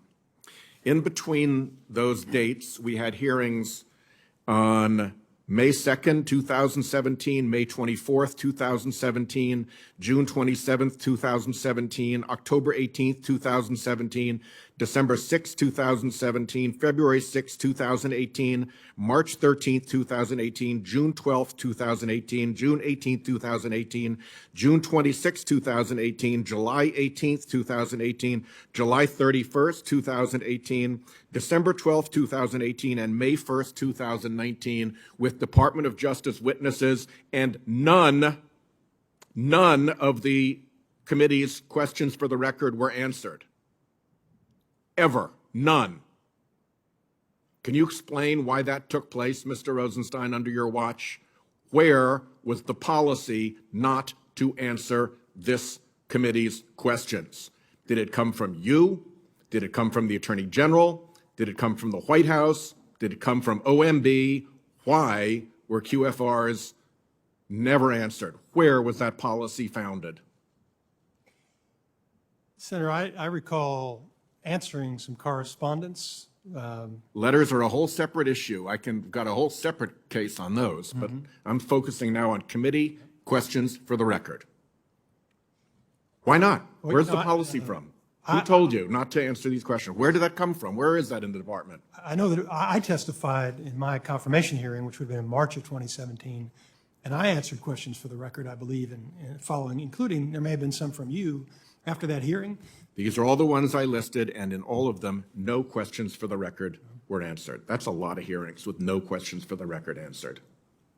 Where did that come from? I don't believe that I testified at any of those hearings, Senator, so it's just not. No, I'm thinking that there's a policy at the Department of Justice not to answer committee QFRs. That's the only explanation, unless you think it's a coincidence that in all those hearings, no QFRs got answered. Something's up, and it makes me really frustrated. And we sent a letter to Chairman Graham, all of us, on February 11th about this, of this year, because it has gotten so frustrating that there is a policy somewhere in this administration not to answer committee QFRs. And now we can't even get a QFR answered. Now, to the clear blue sky, the first thing we're investigating is the exact thing that the Trump campaign wants us to investigate. The only time we ask for anything from this department is when it's a political errand. And every other time, you can't even get a decent QFR answered. Ever. And I can go through the letters that I haven't gotten any answer to either. But there is a stonewall, and we should not be selective about whose information gets through the stonewall at the department. And this, Mr. Rosenstein, happened on your watch. My time is up. Senator Whitehouse, Senator Cruz. Thank you, Mr. Chairman. Oh, may I ask a QFR Yes, you may. as to what the heck is going on with our non-response to QFRs? That one may go in the bin at the Department of Justice as well with all the others that never get answered. But the day will come I agree. when there is a Democrat Department of Justice and Attorney General. The day will come when there is a Democrat sitting in that chair, and a policy that you don't ever get QFRs answered by the department that we oversee is not a good policy. It is someone's policy, and I want it stopped. Thank you very much. And as to the hearing yesterday, there were a lot of questions asked about COVID-19 and prisons, and I expect hopefully those will get answered, particularly Senator Blumenthal's questions about the court case. So, point well made. Senator Cruz. Thank you, Mr. Chairman. Prior to 2016 and 2017, the worst known instance of abuse of power by an administration was Richard Nixon's abuse of his administration to target his political enemies. By any measure, what the Obama-Biden administration did in 2016 and 2017 makes everything Richard Nixon even contemplated pale in comparison. And Richard Nixon rightfully faced impeachment and ultimately resigned as a consequence of his misconduct. The evidence that has been made public has made clear that the Obama administration targeted his political opponents, targeted President Trump and his campaign, unleashed, weaponized, and politicized the Department of Justice, the FBI, and the intelligence community, and that the decision-making to do so went right up to the very top. We know that on January 4th, 2017, the FBI concluded in a document that has just been released that General Michael Flynn was, quote, no longer a viable candidate to be part of this larger case. Their investigation did not yield any information on which to predicate further investigative efforts. The FBI is closing this investigation. That was January 4th, 2017. The next day, James Comey, the director of the FBI, is sitting in the Oval Office with Barack Obama, with Joe Biden, and James Comey, according to a memo from Susan Rice, one of the most remarkable CYA memos written in Washington, written on her last day in office, an email to herself saying, by the way, this investigation into the National Security Advisor coming in to the new office, the president has said, do it, quote, by the book. She says by the book 3 times. James Comey tells the president, we're investigating Michael Flynn by the book. Well, unless the book is Richard Nixon's Watergate, the day before the FBI said they were closing the investigation, and there's James Comey telling Barack Obama, we're going after General Flynn, a decorated 3-star general, the incoming national security advisor of the president, with Joe Biden sitting right there nodding along. Joe Biden himself personally unmasks Michael Flynn's name.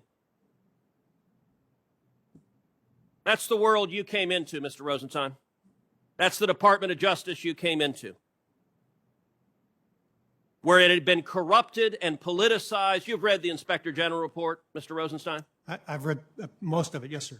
You've read the 17 repeated material misstatements documented within the Inspector General report. I have read that, yes, sir. You're aware one of those is a lawyer fraudulently altering an email, creating counterfeit evidence that became the predicate for a sworn statement in the FISA court.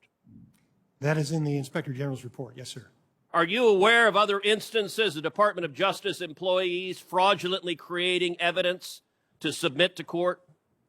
Every instance that I'm aware of, Senator, would be appropriately investigated and hopefully appropriate action would be taken. Mr. Rosenstein, on May 17th, you appointed Bob Mueller the special counsel. On June 29th, you signed the 3rd FISA application. On August 2nd, you signed the 2nd scope application. You came into a profoundly politicized world, and yet all of this was allowed to go forward under your leadership. That unfortunately leads to only 2 possible conclusions. Either that you were complicit in the wrongdoing, which I don't believe was the case, or that your performance of your duties was grossly negligent. Was there any that standard, Senator? Was there any more important case the Department of Justice had than an investigation into whether the President of the United States is a Russian asset colluding against the United States? Well, that's the way you're characterizing the investigation, Senator. There was certainly lots of important investigations, but I viewed this as one of the most important. Okay. You just told Senator Lee you read the FISA application. At the time you read the FISA application, did you know that the primary source behind the Steele dossier had disavowed it and said it's not true? At the time I reviewed it, and I'm not sure I read every word, but I certainly reviewed it, and no, I did not know that. At the time you reviewed it, did you know that there was significant exculpatory material that was omitted from it? Absolutely not. At the time you reviewed it, did you know that a lawyer on your staff had fraudulently altered material as a basis for a FISA application? That lawyer was not on my staff, but I was not aware of it. It was on the FBI staff. Correct. And the FBI reports to the Deputy Attorney General. Correct. At the time that you reviewed it, did you know the Steele dossier was paid for by the DNC? I don't believe so. Did you ask any of those questions? Well, the questions I would have asked, Senator, would have been, is the information represented to me verified? And I would anticipate, Senator, that if somebody knew that it wasn't, or that there was some issue about the credibility of the informant or the accuracy of the evidence. That Mr. Rosenstein, when you're going into a department that has been politicized, I understand it's easier just not to rock the boat, not to question the people there. But you were the acting Attorney General of the United States and had a responsibility not to allow political targeting. Let me ask you, did it strike you as strange, and my time has expired, so I'm going to leave this as the last question. Did it strike you as strange that the FBI and the Department of Justice was going after a three-star general, the incoming national security advisor to the president, who they already said they were going to dismiss the case against, and their predicate for all of this is the Logan Act, which you know perfectly well is an unconstitutional law that no one has ever been prosecuted under in the history of the Department of Justice, and should have been laughed out of the room in any responsible Department of Justice if someone had suggested we're going to go after the incoming national security advisor for violating the Logan Act, which says an American citizen can't talk to a foreign leader. I guarantee you today, right now, John Kerry is violating the Logan Act. Now, fortunately, it's an unconstitutional law, so who cares? Why did you not laugh this out of the room, and why didn't you get to answers on this? Why did you let this pile of partisan lies consume the country for 2 years? Senator, I appreciate you've packed a lot into your question, and I know the time is limited. First of all, Senator, I think it's not accurate to say that we didn't rock the boat. As you may be aware, when I went into that job with Attorney General Sessions, we actually made a lot of significant changes.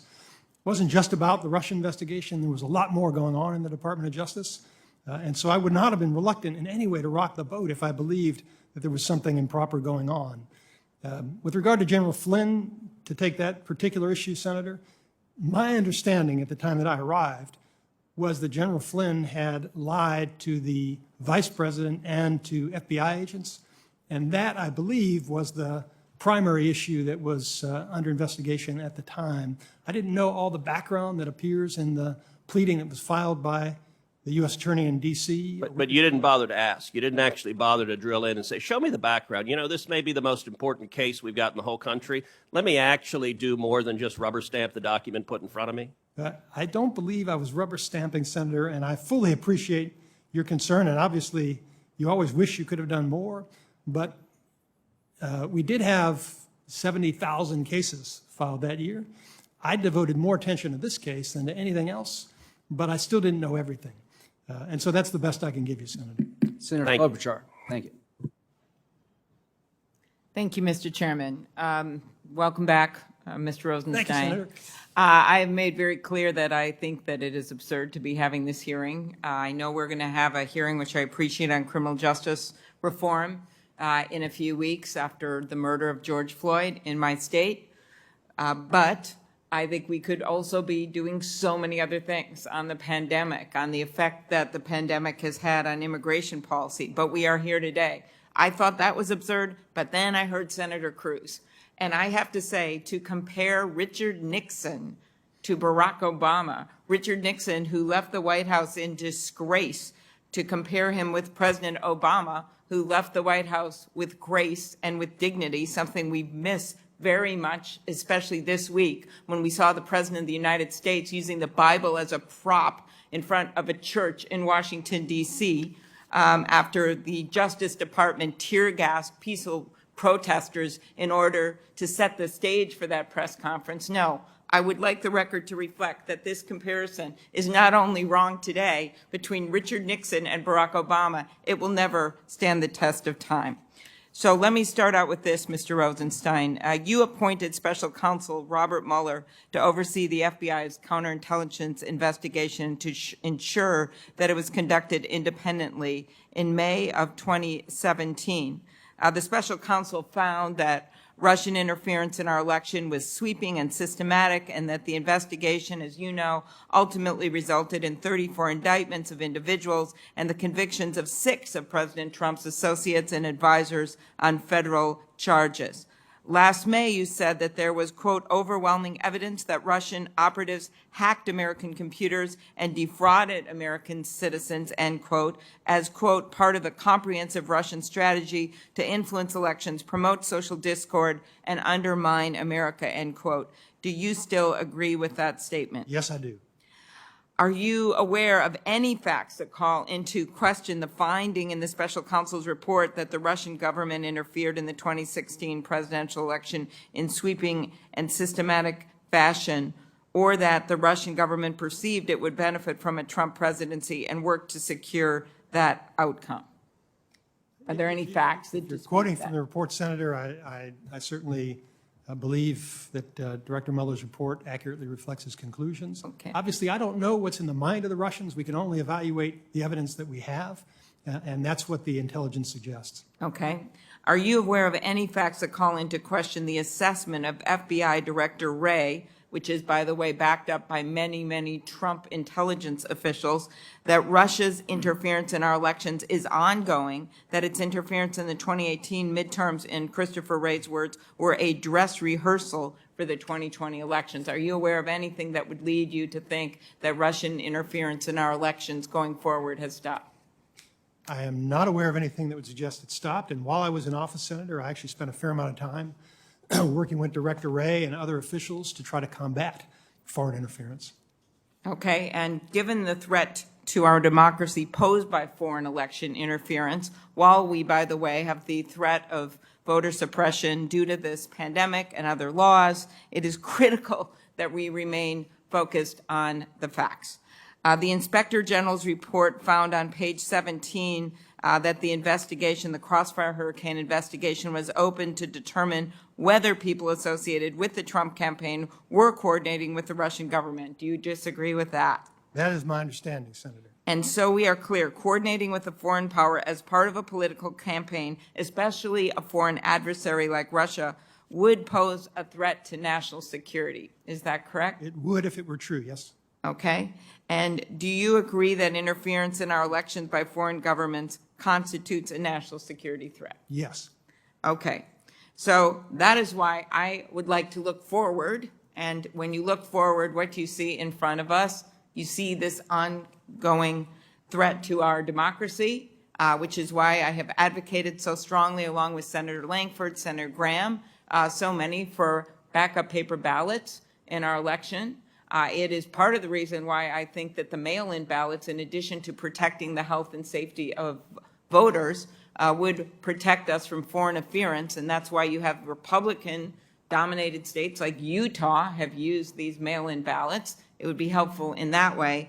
And one other policy idea here is that we need to do, as we continue to see ongoing attempts by foreign governments to influence our elections on social media. Senator Graham and I and Senator Warren have put forward the Honest Ads Act. Are you familiar with that bill? No, I'm not. Okay, well, that is a bill that would require the same disclosure rules and disclaimer rules for political ads that we have for ads that we see on TV. It would simply require that when someone gets an ad for a political campaign or an issue ad that's paid for and meets the federal standards that they would in other forums, that you have to have a disclosure on them and that you have to make a public record of this ad. And I just want to again remind my colleagues of this bill, because after years, Senator McCain first did this bill with me, it's still sitting dormant. And I think that when you look at what the Senate Intelligence Committee just recommended, was that we should bring our laws into the 21st century to ensure that voters are able to know who is paying to influence our political system, at the very least, when we know we also have unpaid influence. Do you think it would be helpful to know who is paying to influence our political system? Senator, I'm very reluctant to express a view about your legislation on the Yes. spur of the moment, but I'll be happy to take a look at it. I really appreciate that. Thank you. Senator Hawley. Thank you, Mr. Chairman. I just want to start by noting my surprise to hear from my Democrat colleagues that the Mueller report is now of no consequence. After what they put this country through for years on end, endless investigations, millions of dollars spent, an impeachment inquiry against the President of the United States, and now we hear from person after person on that side of the dais that the Mueller report is of no consequence. No consequence? I kind of happen to think that the successful weaponization of the FBI by a presidential campaign, by the Hillary Clinton presidential campaign, for the first time in American history, getting the FBI to submit to a federal court false information, to get a wiretap during a presidential campaign. I kind of think that that is a relevant piece of information that maybe ought to be within the jurisdiction and the cognition of this committee. Of course, now my Democrat friends say there's nothing to see here, because now we have one of the largest scandals ever to engulf the FBI and the DOJ. Let me just remind you, Mr. Rosenstein, about what the FISA court said when it found out that it had been systematically lied to by the FBI and the Department of Justice. This is what the court said, sua sponte, on its own, and I quote, "The FBI's handling of the Carter Page applications, as portrayed in the Inspector General's report, was antithetical to the heightened duty of candor that is owed to the court. The frequency with which these representations made by FBI personnel turned out to be unsupported or contradicted by information in their possession, and with which they withheld information detrimental to their case, calls into question whether information contained in other FBI applications is reliable," end quote. In other words, the FISA court now wonders if it can trust anything that the FBI says. Anything. Now, you signed off on a FISA application to a federal court in an ex parte proceeding, which means the other side didn't have any chance to argue it. You signed off on it. It had 17 material misstatements, falsehoods, omissions.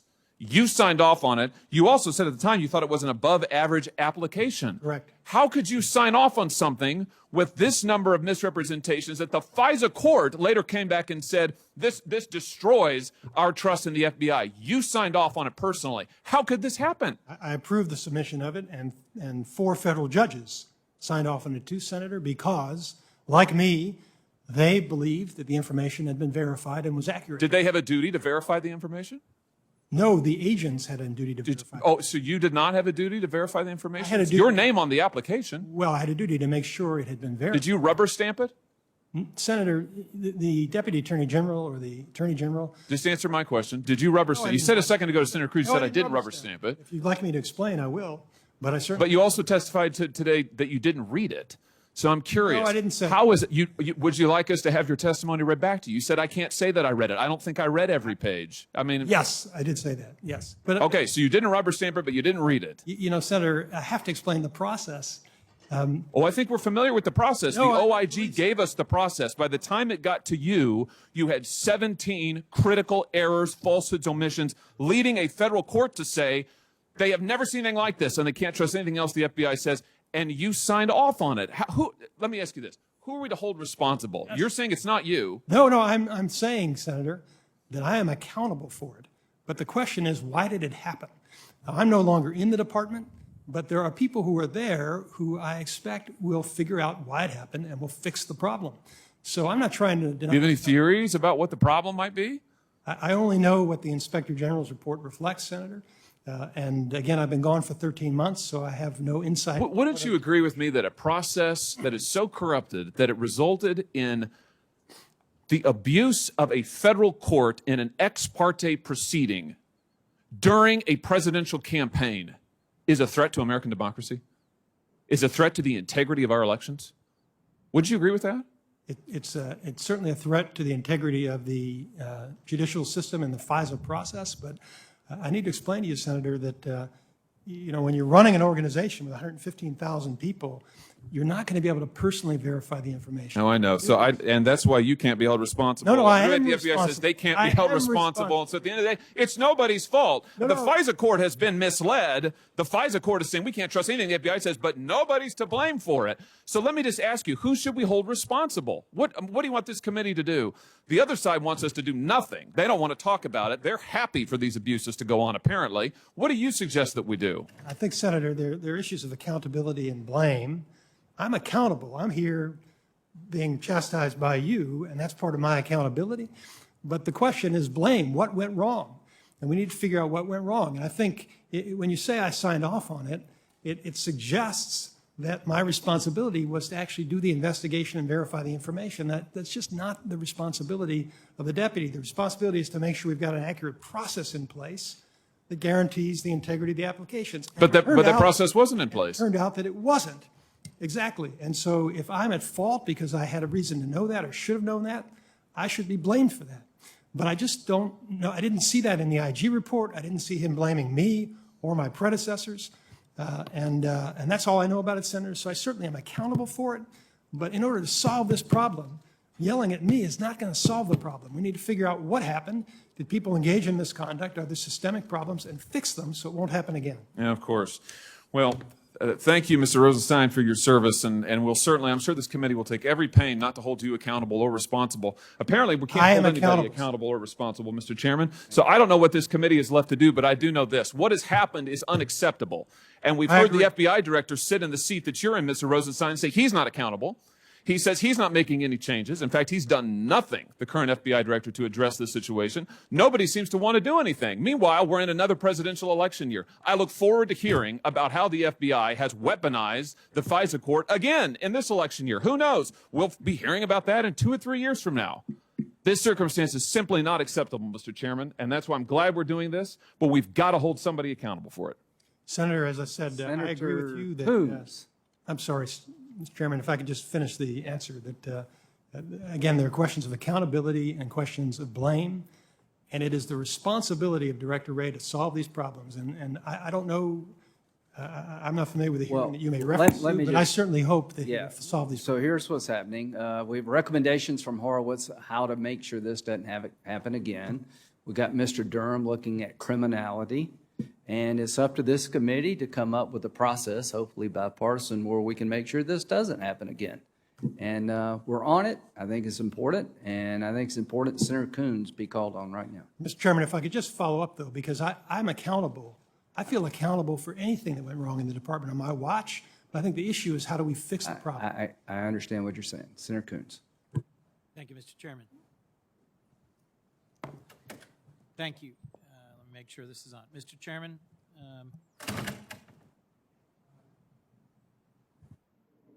Mr. Rosenstein, thank you for your testimony today and for your service. We have some important questions in front of us. As we know, President Trump has often repeatedly and loudly called the entire Russia investigation a witch hunt. But Inspector General Horowitz found the FBI had an authorized purpose when it opened Crossfire Hurricane, which was grounded in protecting our national security and investigating federal crimes. Do you agree with that conclusion? Yes, I do. Do you believe the whole Russia investigation was a fraud and a witch hunt? No. In your oversight role over the special counsel's investigation,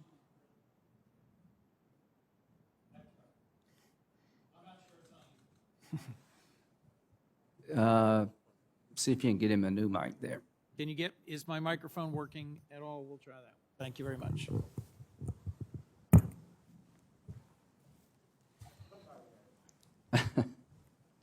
Excuse me, let me try again. Is that much better? If I might, Mr. Chairman, I'm just going to start again. Absolutely. Thank you. Mr. Rosenstein, thank you for your testimony and for your service and for your appearance before us today. President Trump has called the Russia investigation a witch hunt, which is in sharp contrast with Inspector General Horowitz, who concluded that the FBI had an authorized purpose when it opened Crossfire Hurricane, which was grounded in protecting our national security and investigating federal crimes. Do you agree with that conclusion? I agree with Inspector Horowitz's conclusion, yes, sir. In your oversight role over Special Counsel Mueller's investigation, did you ever raise a concern about the appropriateness of the investigation and prosecution of Michael Flynn? I was not aware of any reason to question the appropriateness at that time. You were the acting attorney general for that investigation. Did you approve of his guilty plea? Yes, sir, based on my understanding that the evidence demonstrated his guilt and he and his attorneys admitted his guilt. Did you ever raise any concerns about whether Flynn's false statements were material to the FBI's national security investigation? I was not aware of any issue. And are you aware of any precedent for the Department of Justice moving to dismiss a case after a defendant pled guilty to lying to the FBI? I don't know the answer to that, Senator. There may be. I'm not personally aware, but the department certainly has moved to dismiss cases in the past. You authorized filing the indictment in the Roger Stone case as well, correct? Correct. And a jury convicted Roger Actually, Stone let me, of 7 felony counts. If I could just clarify, I believe that, I don't believe I was acting attorney general at the time the Stone case was filed, so I'm certainly aware of it, but I don't know that I, as a legal matter, I don't know that I authorized it. In any event, a jury ultimately convicted Roger Stone of 7 felony counts in the indictment. Do you think Roger Stone committed those crimes of which he was convicted? Based upon the jury's verdict, yes. And in the Roger Stone case, career prosecutors filed a sentencing motion, and the political leadership of the department filed a different motion within a day. The career attorneys then withdrew from the case, and one went further and resigned from the department. Are you aware of any other recent case where political appointees filed a sentencing recommendation that is so markedly different from what career prosecutors had filed? I understand your question, Senator. The only issue I would take with it is that technically every pleading we filed contains the name of the U.S. attorney. You're focusing on whose signature appears on the document, but all those documents are filed in the name of the U.S. attorney, and I considered U.S. attorneys responsible for them. Do you think a president should publicly criticize, question, or attack ongoing Department of Justice investigations? I'm not going to comment on the president, Senator, as I think I've made clear. I understood the president's frustration, and I don't think it's my job to comment on how he articulates that. Well, the president has recently referred repeatedly to something he calls Obamagate, which he has repeatedly said is worse than Watergate. And repeated efforts by members of this committee, by journalists to get any clarity or definition about what Obamagate is, have come up without any clarity. Are you aware of any evidence that former President Obama has committed any federal crime? I am not. There's been a lot of discussion in this hearing, in particular about the Carter Page FISA warrant and the findings in the Inspector General's report that I think are worthy of concern and focus. Carter Page, though, was not indicted in the Mueller investigation, correct? Correct, not indicted and presumed innocent. I think it's unfortunate that that FISA information was leaked. In fact, by the end of it, the president's campaign manager, deputy campaign manager, national security advisor, foreign policy advisor, personal attorney, and longtime political strategist were all either convicted of crimes or pled guilty in federal court. You approved of the significant investigative steps in those cases and approved the filing of those charges. Is that correct?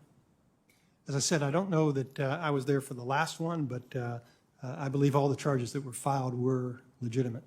And in January 2020, you were quoted in the Washington Post saying, "Certainly in retrospect, there are things I might have done differently, but I think we got all the big issues right." Do you still think that you got the big issues right? Yes, sir, and I wasn't referring just to Russia. There were a lot of big issues, obviously, and I believe we did, we being the team we had in place at the department, I believe we got the big issues right. Well, I'll just close by saying, I too am questioning the scope and the reach of the dedication of time of this committee to reinvestigating what I think Inspector General Horowitz has thoroughly investigated.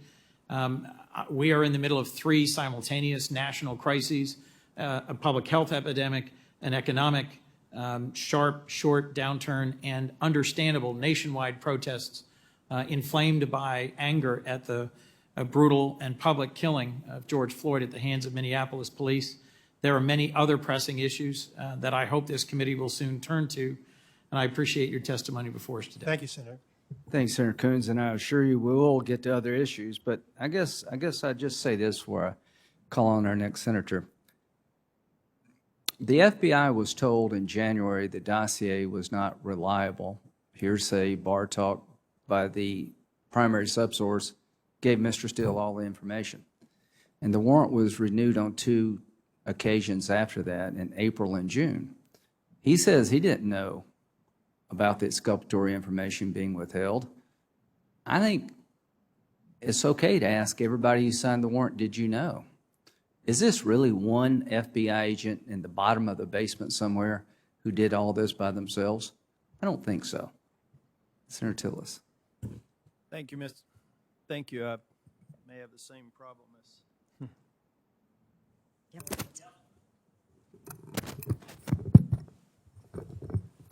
Thank you, Mr. Chairman. I appreciate you holding this hearing. It's remarkable to me that people on the other side of the dais here thinks that this is a waste of time. I think that this is a very important part of oversight and preservation of integrity of our justice system. By the way, Senator Durbin's not here. I love baseball too. And the reruns are pretty good. As a matter of fact, I got emotional watching the 6th game of a series with Atlanta until I realized that it was about 20 years ago. But the league here in the Senate's working. Senator Durbin's comments would suggest we're not doing anything else. This is one hearing of several hearings we're doing this week. I would remind everybody we had a hearing making sure that we're doing the very best we can for our prison population on COVID-19 response just yesterday. I would also talk about hearings on implementing the CARES Act and the Banking Committee. Happened this week. That was another game that got played yesterday. I would also talk about a number of other hearings that are specifically focused on doing everything that we can to keep running. I, for one, think that although our leader McConnell has been criticized for us being here, it's remarkable to me. On the one hand, we have people saying, shame on you for being here, and on the other hand, saying, shame on you for not doing anything else. We're doing a hell of a lot here. And a lot of it's focused on the COVID response, but the integrity of the Department of Justice and the FBI, I think, is probably worthy of having a discussion over. That's the discussion we're having here. I also heard some of my colleagues on the other side of the aisle speak dismissively with the idea of a hoax or a witch hunt. Well, I decided to go on the Oxford Online, so I had a reasonable source, and hoax is described as a malicious deception. A lot of what we're talking about here are malicious deceptions or omissions. Let's remove deception and omission. The omission of a truth in some of the online dictionaries is actually tantamount to a lie. A witch hunt is described as a campaign directed against a person or a group holding unpopular views. Well, we've seen the email transmissions by some of the people who were responsible for the FISA warrants. Looks like to me they had a different political view. People of resistance. So I actually believe that hoax and witch hunt may be contextually accurate to describe some of the things that went on with this Mueller investigation.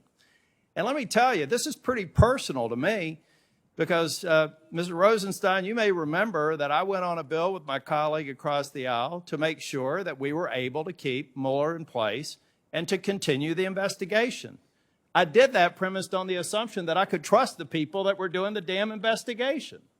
And now I know I couldn't.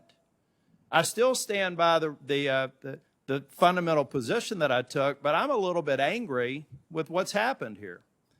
And Mr. Rosenstein, in your opening comments, you mentioned that you had 3 hand-picked teams that were working on this investigation. And based on my research, I believe that Page, Strzok, and Kleinsmith were on one or all of those teams. Now, I also believe that by virtue of them not providing information to you, that they're guilty of a hoax. They're guilty of a malicious deception. Information that they had access to. Now, a hand-picked team, Mr. Rosenstein, would you say that's you're trying to pick some of the better players? You're taking people off the bench that you consider to be some of the better ones in the department? I would hope that that's what they did. So do you think that these people would have had enough training and experience to know that withholding that information to their boss was probably something that was a bad idea? I mean, does this rise to a level where we can say, Strzok, Page, Klein, it was just an oversight? The damning information we found in the Horowitz report, can we honestly believe that these highly trained people could have just said, gosh, boss, I forgot about that material fact when I gave you information for something for you to sign? Senator, I do not know that it was Strzok, Page, and Kleinsmith. I don't believe those allegations are in the IG report, but whoever it is, I think should be held accountable. I do too. And I think it goes far beyond disciplinary action. The other thing that you said was with respect to McCabe, and you said he was not completely forthcoming. And I think you may have alluded in an answer to one of the questions asked by my colleagues that at least ethically, maybe he had information that would have been helpful for you to have. That sounds like a deception to me too. That sounds like the omission of information. This is a smart man, a very capable, well-educated, experienced person. Why on earth would something like that, with all the attention being placed on it, could any reasonable person think other than the fact that it was omitted because it could have materially affected your view of what had gone before? Senator, I don't want to speculate about what was in anybody else's state of mind. Well, I will. And I think it was because they were trying to move towards an outcome that fit what some people in the lower levels of the organization had in mind. You can't read the emails between some of these people. You can't look at some of the, I'm not an attorney, I'm not a solicitor general, I'm not a prosecutor, but it doesn't take a law degree to recognize that these were not mistakes. These were intentional actions, and it's why this hearing, it's why the subpoenas, and why this investigation needs to go forward. Because to your point in your opening statement, the vast majority of the people in law enforcement, the vast majority of people in the DOJ and the FBI have been disgraced as a result of the, at worst, incompetent actions, and at best, and at worst, the malicious actions of a handful of a few, and we have to get to the bottom of it. Senator Blumenthal. Thanks, Mr. Chairman. I want to join as a former prosecutor, as U.S. Attorney and State Attorney General, in expressing my agreement that we owe a great debt of gratitude to the men and women in state and local police, in the FBI, and law enforcement generally, as we do to our United States military that are helping to keep us safe and free. And my fear is that that immense power may be misused by political leaders who apply them in ways that, in fact, interfere with our freedoms, our constitutionally guaranteed right. And that's one of the reasons why I will join next week with my colleague, Senator Kaine, in offering amendments to the National Defense Authorization Act that would restrict the president's power to misuse that military and police force, in fact, to federalize and militarize law enforcement. And that's why also I will introduce measures that would restrict the overbroad and virtually undefined powers of the president under the Insurrection Act, so that he will be held accountable. And while we're talking about reform, and the chairman has said we should be looking forward, let's talk about FISA reform. And if we're looking for ways to improve that law and prevent any sorts of errors in the future, why not adopt those reforms? I've advocated them. I'm looking for Republican partners in that effort, as I did under President Obama when I first suggested, for example, that there be an adversarial process in the FISA process to make sure that any errors were eliminated. The chairman has said that the Mueller investigation went, quote, off the rails. If that investigation was off the rails, that's a pretty remarkable train to deliver the results that it did. And those results included 199 criminal charges, 37 indictments, 9 convictions, 5 prison sentences. Let me ask you, Mr. Rosenstein, and I should just remind you at the very outset, I was the only member of the committee who voted against you. I'm well aware of that, Senator. I was one of the 6 on the floor of the Senate who voted against you, and my reason was solely that you refused to commit that you would appoint a special counsel, and then you did, and I lauded you for it, and I defended you for preserving the independence of that investigation. Let me ask you, is it your testimony today that had you known then what you know now, that you would not have appointed Robert Mueller to serve as special counsel? I believed at the time, Senator, and I still believe it was the right decision under the circumstances. I recognize people can criticize me for it. That's the consequence of being in these jobs. You make decisions and then you get criticized for them. But I believe it was the right decision at the time. And is it your testimony today that if you had known then what you know now, that you would have intervened in or stopped that investigation? Based on what I know, Senator, no. But I don't know everything, and I'm open to the possibility there's more information that may come out. And if more information emerges, well, let me give you, views. Mr. Rosenstein, a quote that I think is dispositive today, and dispositive probably for the future. And it comes from the Inspector General, whose report you have in front of you. Correct. Quote, "We don't take issue with any part of the special counsel's report." Mm-hmm. Let me repeat it.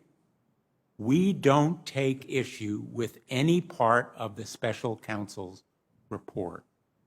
That was his testimony before this committee in December when he presented his report. So after all of the umbrage and outrage and heated political rhetoric, the report and its conclusions and findings remain unchallenged by the Inspector General. Would you agree?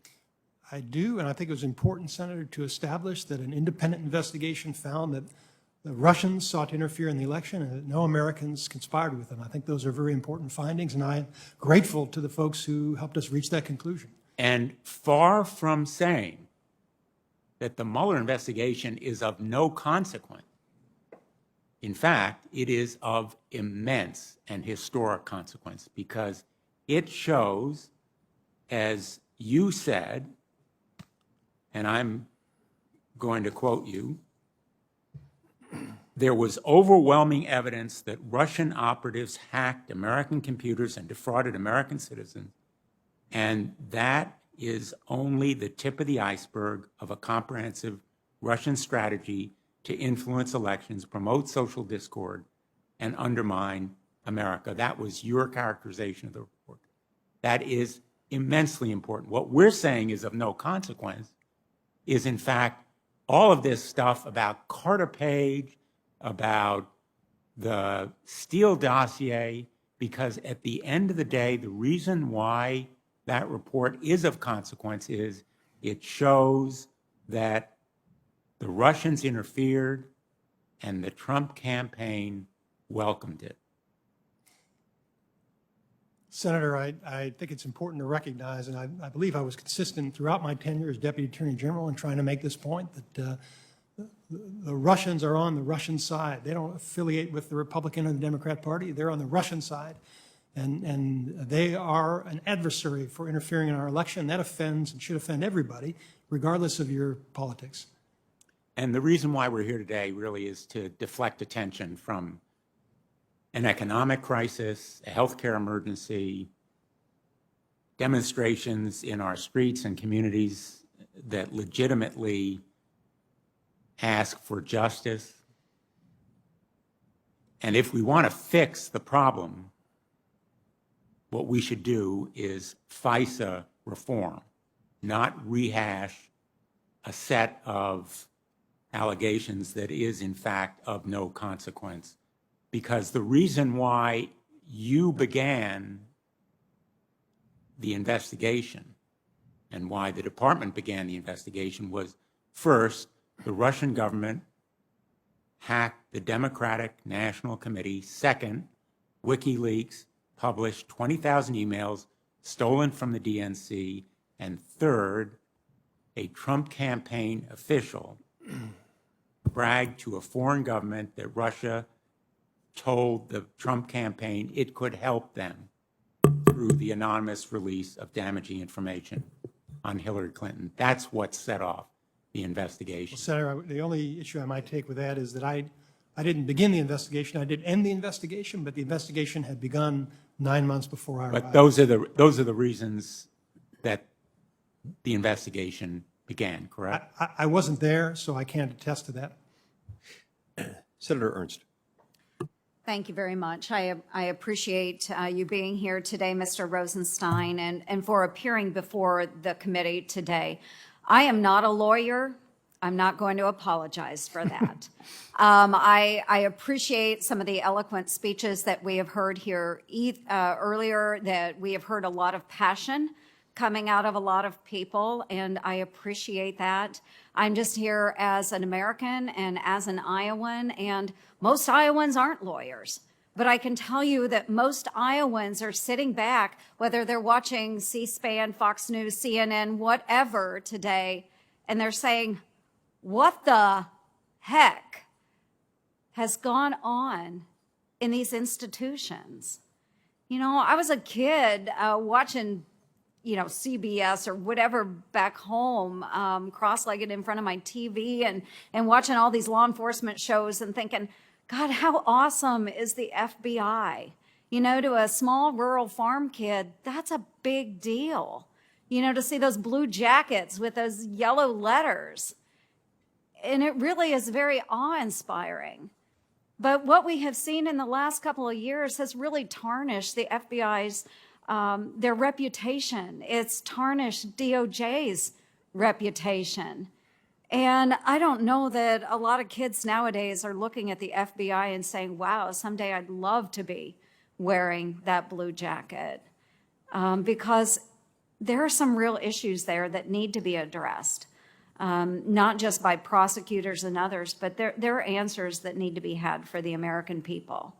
And I'm sorely disappointed in everything that's gone on. And I'm glad that we're having this hearing. Many of my colleagues across the dais would like us to believe that we can't walk and chew gum at the same time here. You know, for heaven's sakes, we have convenience store clerks that are working every day through the pandemic, essential workers. I think that here in Congress, we're essential workers too. And so we should be here addressing some of these issues. So I am glad you are here and that you're willing to step up and take this criticism. I understand you're not serving as the DAG any longer, but you're here to answer questions for us. So thank you for doing that. We've got to get to the bottom of this. Under the Obama-Biden administration and with the holdovers, the integrity of the entire FBI has been called into question by a political element that existed and maybe still exists within the FBI. And this is not something that we can allow to continue to happen. We need the FBI. We need the good guys back. And I know that there's still many of them that are out there, but we need the American people to understand this is an agency that is there to protect us. You know, it is again, the epitome of what we should see in our agencies. And that has been damaged. So whether you're a Democrat or Republican, independent or whatever, we really need the old FBI back. We don't need what we've seen in the last number of years. So Mr. Rosenstein, you were confirmed as the DAG in April of 2017. And we know that you had direct contact with at least one of those FISA applications while serving in that position. And I'm sure that you've dealt with many others. But speaking generally on the topic of FISA surveillance, do you typically want the subject to know that you're conducting an investigation on them? Absolutely not, for a number of reasons. Can you expound Yes. why not? Well, number one, the whole principle is it's a covert investigation. If the suspects know you're looking at them, obviously they're much less likely to engage in open communications that would allow you to discover what they're up to, number one. And number two, which is a point that I emphasize, Senator, throughout my career, the people we investigate are presumed innocent, and we have a responsibility not to damage them by the investigation. The investigation is not supposed to be the punishment, and so it's very important not to disclose those investigations. Very good. But on June 29th, 2017, you were briefed on and signed then that third FISA renewal application regarding Carter Page, extending the FISA surveillance of Page until September of 2017. And at that point, at which the third FISA renewal application came to your desk for your signature, the news about the surveillance had already been leaked to the media. Is that correct? Correct. So at that point, Carter Page knows that he's being surveilled, he's being investigated, but the FBI wants to continue conducting surveillance on him. Why did they want to do that? Because they believed that the extension might generate relevant evidence. The fact that it had already been publicly known obviously is a factor you would expect to consider. But my understanding was that notwithstanding that, they still believed that the application met the standard for generating relevant evidence, Senator. But I think that's a very insightful and valid question. Yeah, it is a very valid question. And so why did it happen then? Did you raise any questions about that when you were briefed on that third application? Yes. And what was that conversation? It's the fourth application, so it's the third extension, I suppose. Third extension, thank you. But yes, and I was told that they had considered that and they believed that it warranted one more extension. My understanding was it would be, and in fact was, the last extension. But it's based on, the legal standard actually requires the affidavit to set forth new information, and there is new information in the third application, renewal, fourth application, that appeared to justify extending it.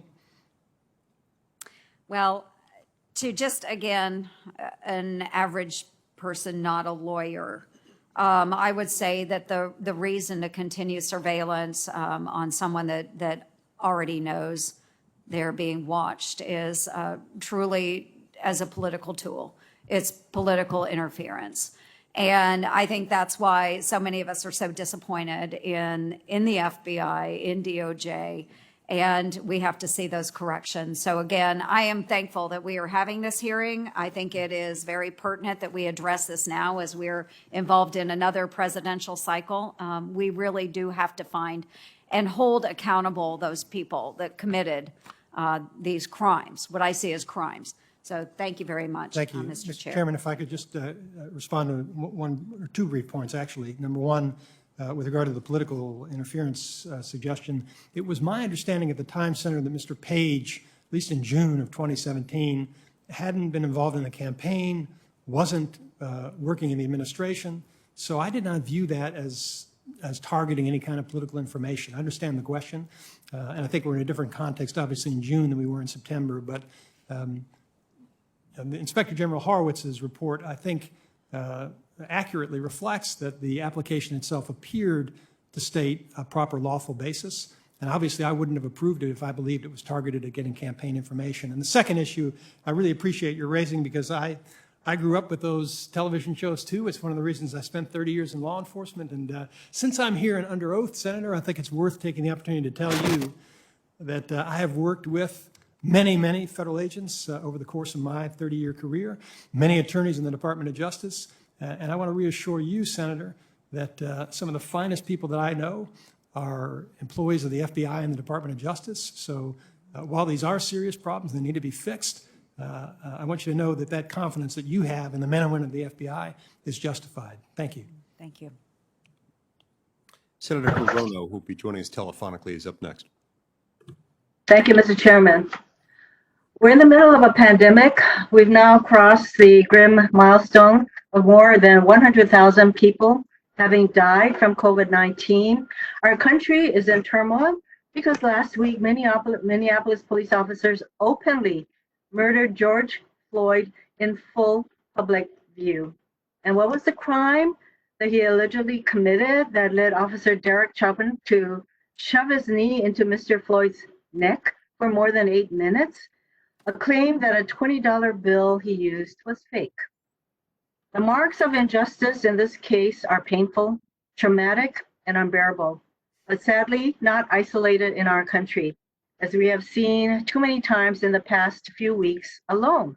Racism in our country is clear and long-standing.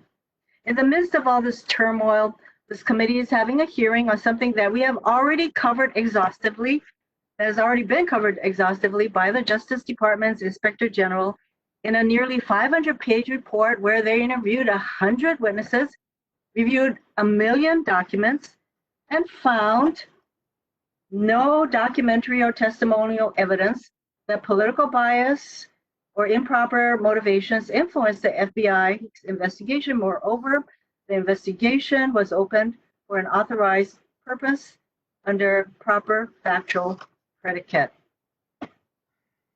In fact, we know that Christopher Wray, our FBI director, has already implemented some 40 corrective steps based on the Inspector General's report. So this hearing wastes this committee's time in a blatant effort to support the president's conspiracy theories and to help the president's re-election. How can these aims be proper use of this committee's time? Mr. Horowitz. No, that was the Inspector General.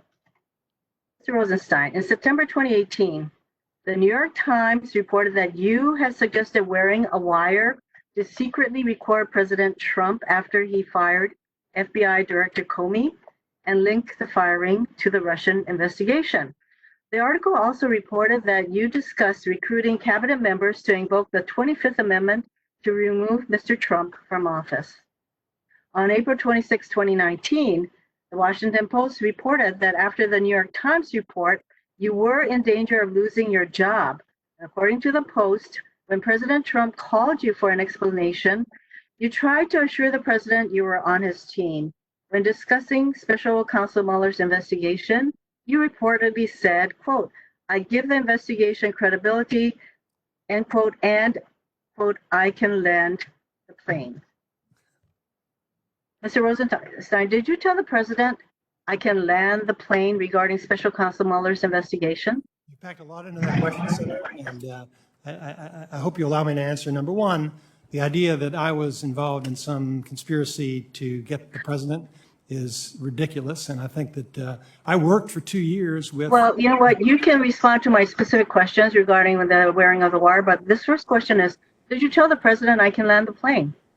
I do not believe I've ever used those words, "I can land the plane," Senator, and I have not ever talked about my personal communications with the president, but what I can tell you is what I always said when anyone asked me about the investigation, which was that we would complete it appropriately and expeditiously, and I made no inappropriate commitments. Let me ask you the question about, did you suggest or hint at secretly recording President Trump? I did not Yes suggest or hint at secretly recording President Trump.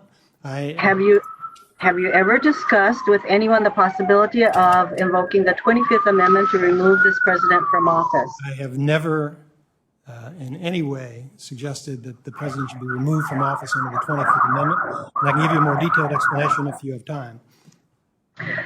We all know that that Attorney General Barr made certain characterizations of the Mueller report, which I would say were not accurate, but he did say in a letter that he wrote to Congress, he said, "Deputy Attorney General Rob Rosenstein and I have concluded that the evidence developed during the special counsel's investigation is not sufficient to establish that the president committed an obstruction of justice offense."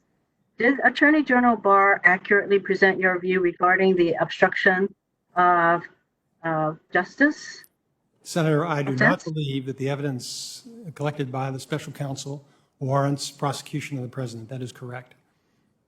Oh, that was not my question. It has nothing to do with whether collusion was found, but we also know that that President Trump did not cooperate fully with Mueller's investigation on that point. No, he did note a number of obstruction of justice actions by this president. So did you agree with Barr's letter that you agree that there was no obstruction of justice involved? I'm sorry, Senator, that's what I tried to answer the first time. The answer is yes, I do not believe that the president committed a crime that warrants prosecution. And that's the issue that we review as prosecutors. No, excuse me. The Mueller report said that they did not find enough evidence to go after the president for collusion. And we all know that the Office of Legal Counsel said that a sitting president cannot be indicted, but they did raise a number of obstruction of justice actions by the president and left open the issue of whether or not that would be indictable. But we all know that the Office of Legal Counsel said you can't indict a sitting president. And by the way, more than 1,000 former federal prosecutors who served under both Republican and Democratic administrations disagreed with you regarding the obstruction of justice issue. And they wrote that they believe President Trump's conduct described in Special Counsel Mueller's report would, quote, result in multiple felony charges for obstruction of justice, end quote. They emphasize that these are not matters of professional judgment. They further noted that to look at these facts and say that a prosecutor could not probably sustain a conviction for obstruction of justice runs counter to logic and experience. So can you explain why you are right and more than 1,000 former DOJ prosecutors are wrong on the issue of obstruction of justice by this president? Well, Senator, we have a lot more than 1,000 former DOJ prosecutors. And I don't know whether all those people read the entire report or were familiar with all the evidence, but I was, and I believe Attorney General Barr has already explained his conclusion. And Senator, I think it's very important when we complete investigations, we reach conclusions, and the department either determines a case merits prosecution or it does not. And we determine that that case does not merit prosecution. Now, people are free to express contrary opinions, and because I think I have to repeat myself again. I've read the Mueller report. They did not say that there was not enough evidence with regard to obstruction of justice. They noted, and I disagree with Mueller. I don't know why he didn't come to the conclusion that there was actually enough evidence on the obstruction of justice issue, but that they could not indict the president. That part is really clear. I think, Senator, thank you. If I may explain, Chairman, that's good. I think that's unfair, Senator, because the investigation was concluded. It was appropriately reviewed. No one recommended in favor of prosecution. The Attorney General and I determined the prosecution was not warranted, and that is. I think that question has been asked and answered. I appreciate it very much. Senator Franco. Thank you, Mr. Chairman. And Mr. Rosenstein, I want to clear up a few issues here. First of all, once again, we've heard here from some in the committee that Inspector Horowitz's report, which you've read and discussed with us today, found that there was no evidence of bias in the activities of the FBI in the Crossfire Hurricane investigation. I think that's clearly not what he found. But first, let me establish this. In the report itself, the Inspector General found that the Crossfire Hurricane team's receipt of the Steele election reporting in September 2016 played a central and essential role in the FBI's and the department's decision to seek the FISA order. Do you agree with that? I'm aware of what was in the FISA application, and I understand that people who were more directly involved, like Mr. McCabe, have testified about that. So I didn't know everything that they knew, but that's my understanding. All right, thank you. Now, with regard to this question of whether there is bias, this is one of the main reasons we're here in this hearing today as to what happened and why the problems that arose came up. The Inspector General, as we all know, found 17 significant violations of process and procedure that resulted in you stating here earlier today that had you known them, you would not have signed the FISA request. Correct.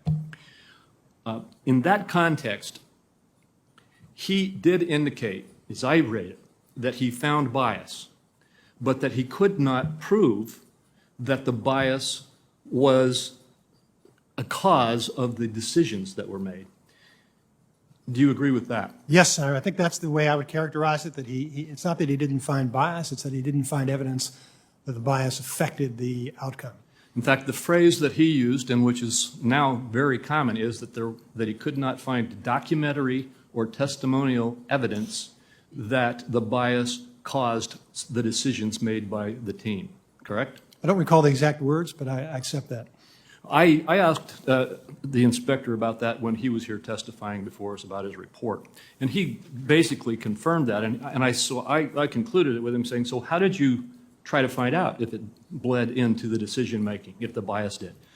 And he said, I asked those who had the bias, and I asked those who were making the decisions, and they said no, they didn't let bias cause their decision making. And because I could not find documentary or testimonial evidence otherwise, I concluded I couldn't prove that there was bias in the final decision making. That's how I read it. At that point, I said to him that I found it inexplicable. Actually, I think he used that word. I found it mind-numbing, I think is what I said to him, that you could not see the bias bleeding into the decision making. And he responded to me by saying, I said, how could you not reach that conclusion? Basically, he said, there is such a range of conduct here that it is inexplicable. And the answers we got were not satisfactory, that we are left trying to understand how could all these errors have occurred over a 9-month period of time, or so among 3 teams, handpicked, one of the highest profile, if not the highest profile case in the FBI, going to the very top of the organization involving a presidential campaign. So he said, I think he was saying he thought it was inexplicable. I said to him, I understand that. I think it is explicable. I think it was bias. My question to you is, what do you think? I think it's a very important issue, Senator. I think the important thing to keep in mind, and again, I have the experience of 3 decades in law enforcement, our goal is for the Department of Justice to be nonpartisan in its operations. Our people are not nonpartisan, though. We have people with very strong political views on both sides. I have my own political views. Obviously, the attorney generals always have political views, and our line employees do too. The goal is to train them about the way they go about their work, to exclude political partisan considerations from their decision making. So what was concerning about the information the Inspector General turned up was that it wasn't that our employees had political views, it was that their political views appeared to be influencing their conduct of the investigation, at least based on what their messages suggested. Now, the Inspector General completed his investigation, and he reached his conclusion. But my goal, Senators, number 1 is to avoid actual political influence. Number 2 is to avoid the appearance of political influence, which is very difficult. So I encourage you to keep in mind we don't require our employees to have no views. We just encourage them to set their views aside when they're doing their work. I understand that, and I understand the difference between the appearance of political influence and the reality of it. And my question goes to the fact that when you've got, as the Inspector General said, when you have all of these errors, 17 significant errors, one including a criminal act of changing a document, occurring over a 9-month period of time among 3 teams handpicked on one of the most high-profile cases in the country, isn't there a point at which you must say that there's a real possibility that this appearance is real? Well, it's an appearance that the work was not done properly, whether it was a result of bias or negligence or failed policies. I think that's something that General Barr needs to address, and I believe he will. Well, you indicated that the outcome of the special counsel's investigation was that we found that Russians did commit crimes seeking to influence our election, and that Americans did not conspire with them. That's correct. Yes, sir. And then I'll just conclude with this. I'm going right back to your introductory comments, and that is, as you concluded your testimony, you indicated that the Inspector General concluded that so many basic and fundamental errors were made by 3 separate hand-picked teams on one of the FBI's most sensitive investigations that FBI officials expected would be subjected to close scrutiny, raised significant questions regarding the FBI chain of command, management, and supervision of the FISA process. You still stand by that? Yes, sir. I always emphasize to my subordinates that it's very important for us to follow the rules, because if we don't follow the rules, people are going to question our motivations. And so it's certainly understandable that you would be concerned about that. And my hope is that the Attorney General will be able to put in place new policies, and if people committed misconduct or crimes, that they'll be held accountable for them. I think there was way more than just significant questions about the FBI's chain of command management. I think there's significant questions about whether bias bled into this investigation. Thank you very much, Senator Crapo. Senator Booker. Mr. Chairman, thank you very much. I'm finding myself repeating a theme from earlier in this last few weeks, which is I just don't understand why we as a committee are focusing on things that further deepen the jangling discords of partisan posturing in America. I might be missing something, but to me, we're in a pandemic like we haven't seen since 1918, an economic crisis like we haven't seen since the Great Depression, and uprisings all across America like we haven't seen since 1968. And yet I've been down here for a month or so. The first hearing in this committee we held for a judicial seat that's not open till September. And now we're doing something that is affirming discord in this country at a time that the hurting in America right now, that we could actually answer that by having a committee hearing on the issues that speak to the heart of our country right now. I talk to people on both sides of the aisle, not just in my state, but on this committee, in this Congress, about what we could be doing together to deal with the issues that are related to the savage murder of George Floyd. And there's goodwill, I tell you, that we could demonstrate right now. I know that the chairman is going to have some committee hearings, but I just come from a school of thought that justice delayed is justice denied, and our delay in meeting the urgency of this moment is problematic. I know the goodness on the other side of the aisle. Hell, I think I'm Senator Kennedy's second favorite Corey in all the Senate. And so I'm just going to repeat for the record things that have been said. First, the Justice Department Inspector General has found unequivocally that the FBI's investigation into the links between the Trump campaign and Russia had a legitimate basis, those are the words, and was not motivated by political bias. That is the Inspector General's words. Second, Special Counsel Mueller, appointed and overseen by Mr. Rosenstein, identified, quote, numerous links between the Russian government and the Trump campaign, and found that the Trump campaign, quote, expected it would benefit electorally from Russian interference. I quote the President of the United States, Russia, if you are listening. Come on. And finally, and third, Special Counsel Mueller's investigation resulted in a total of 199 counts against 37 people and entities, with 7 guilty pleas and 2 convictions at trial. There is simply no question that this investigation was justified. And there's simply no question that foreign interference was a threat to our elections in 2006 and remains one today. Are we having a hearing on how to stop the Russians from interfering in our elections, which are 150 plus days from now? No. Are we having a hearing on urgent issues dealing with this pandemic? No. Are we having a hearing on the economic devastation happening in our country? No. Are we having a hearing on the broken criminal justice system that threatens the lives of Black Americans every single day in this nation? No. We're sitting here showing the American public that we argue with each other very well at a time that Rome is burning. And so I'm shifting gears because I'm excited to have you here. You're familiar with the crisis going on in this country. Did you watch the 8 minutes and 46 seconds of the murder of George Floyd? Did you watch that? I watched I'm not sure I watched the entire 8 minutes and 46 seconds, but I watched it. Yes. Do you know about the Obama administration's task force on 21st century task force on policing? I'm familiar with it. Do you know they had Black Lives Matters people on that task force? I don't think that I knew that. The big city police chiefs. Yes. So the question, I'm looking at my time is up right now, but the one question I have, and I'm going to submit the rest of mine for the record, is that in September 2007, Attorney General and those recommendations of that task force, bipartisan task force, police officers, Black Lives, incredible task force, have not been implemented. I wish we could go into that further, but Attorney General Sessions shut down a Justice Department program that enabled the Office of Community-Oriented Policing Services, called the COPS program, shut it down, that office's work collaboratively.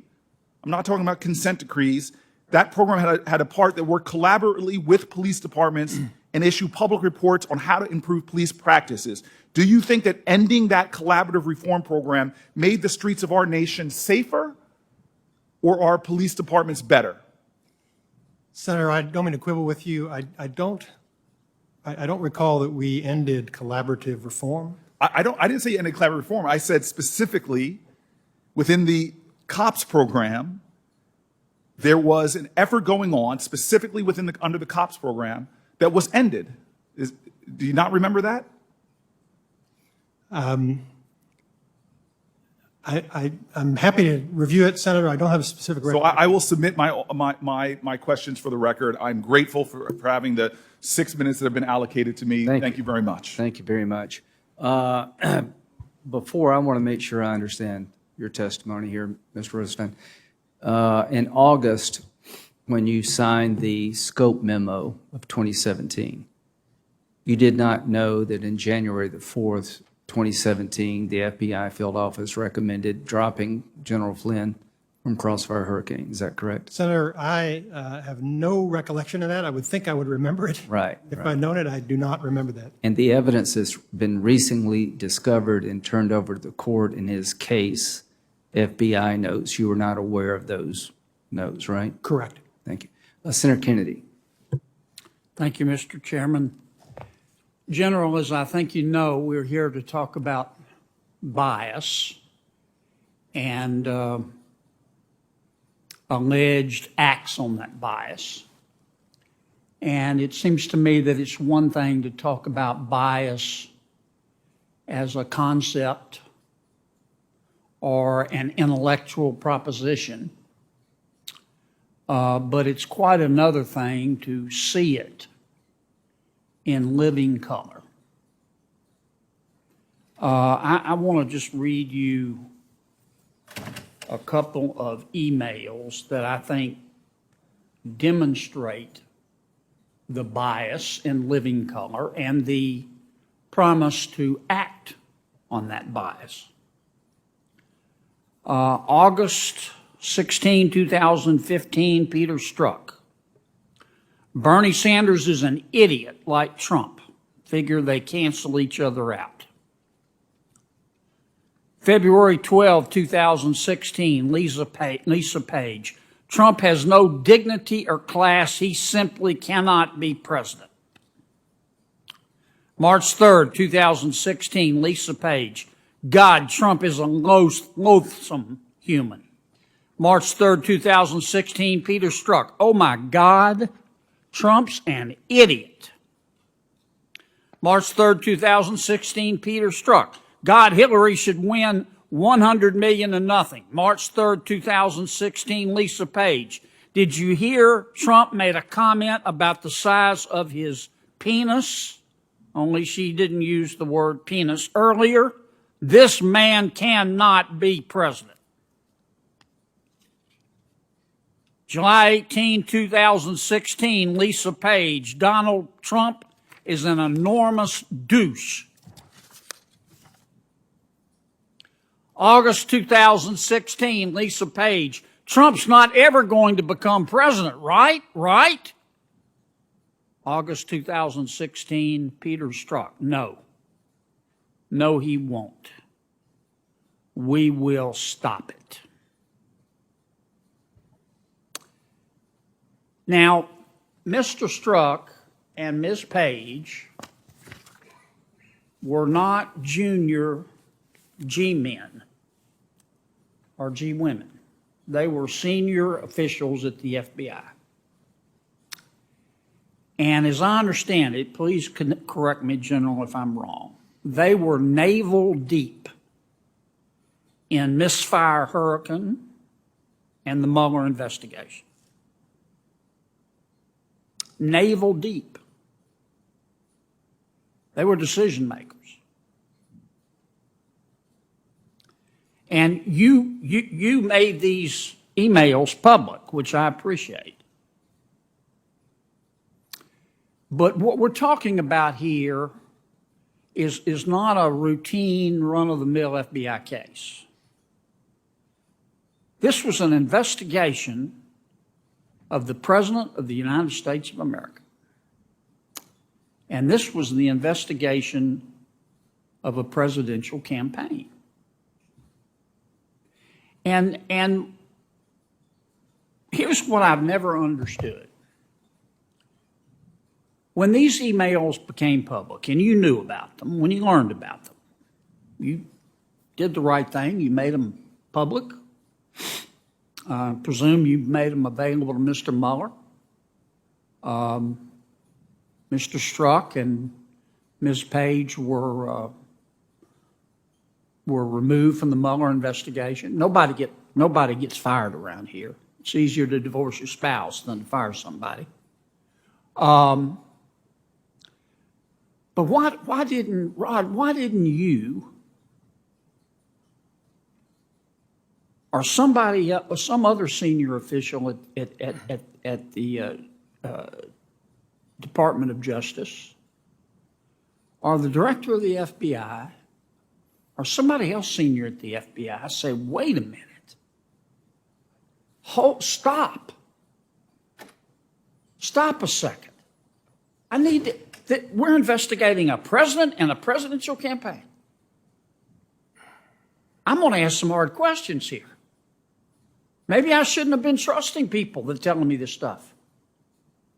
If you or some of your colleagues in the Trump administration had done that, you would have seen that the FBI had already said General Flynn didn't do anything wrong. And that the FBI agents who tried to entrap him at the White House had said, well, he's not lying. And y'all, I'm not just putting it on you, but y'all would have found that the Steele dossier was unadulterated BS. And you would have found that some people at the FBI had been lying to you, lying about on the warrant applications. And maybe you would have said, wow, does the Mueller investigation really need to be trying to put Carter Page and General Flynn? I mean, what's going on here? But nobody did that. And that bothers me. Yep. I appreciate your question, Senator. First of all, and I have the report open to the appropriate page. You are correct with regard to Inspector Horowitz's conclusions. He did point out that employees are entitled to political views. And I think it's important to recognize, I'm sure we have people with strong views on the other side too. The question is, are you following the rules? And are you articulating those views in a way that will cast doubt upon the integrity of the process? And when that information came to our attention, Senator, I think we did the right thing. Inspector Horowitz brought it to my attention and the attention of Director Mueller. Director Mueller took appropriate action. The FBI director transferred Mr. Struck. The investigation wasn't concluded yet, so he wasn't able to impose any discipline. I believe the woman involved left the department voluntarily. With regard to the status of the investigation, Senator, obviously, fortunately, we're at the conclusion and we're able to say that no Americans conspired with the Russians. My impression at the time was that there was proper predication for that investigation. And Inspector General Horowitz agreed with that. There may be more information that comes to light, and Mr. Dora may find that, and then I think we ought to take that into consideration as well. But with regard to all those cases, Senator, all I can tell you is, and I think one more important point I'd like to make, which is why didn't we just throw the whole thing out? It's because there are a lot more people involved in this. It's not just Mr. Strzok and Ms. Page. There are dozens, perhaps scores of federal agents and attorneys involved, and I hope and believe most of them were not. Mr. Rosenstein, I think he's asked a very good question. Once you find out that the people who were in charge of Crossfire Hurricane also became the Mueller lead investigators, and they were dripping with bias, why wasn't there a timeout to do something like the Woods procedure? Slow down. Can we really trust the work product of these people? That wasn't done, was it? I believe it was. Will you agree with me it was done very poorly? Well, because you didn't find anything that Horowitz found. How did Horowitz find all this stuff and you didn't? Well, Horowitz, that's my internal affairs officers. Well, all I can say is that Senator Kennedy's point is well taken. Yeah. Anybody in their right mind, when they found Strzok and Page were so over the top, would have slowed down. Look what Horowitz did find. I just can't believe that all this was laying there and nobody could find it if they really looked.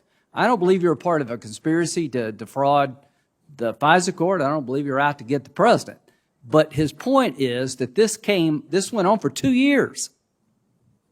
And it was clear that somebody should stop and take a time out, and that never happened.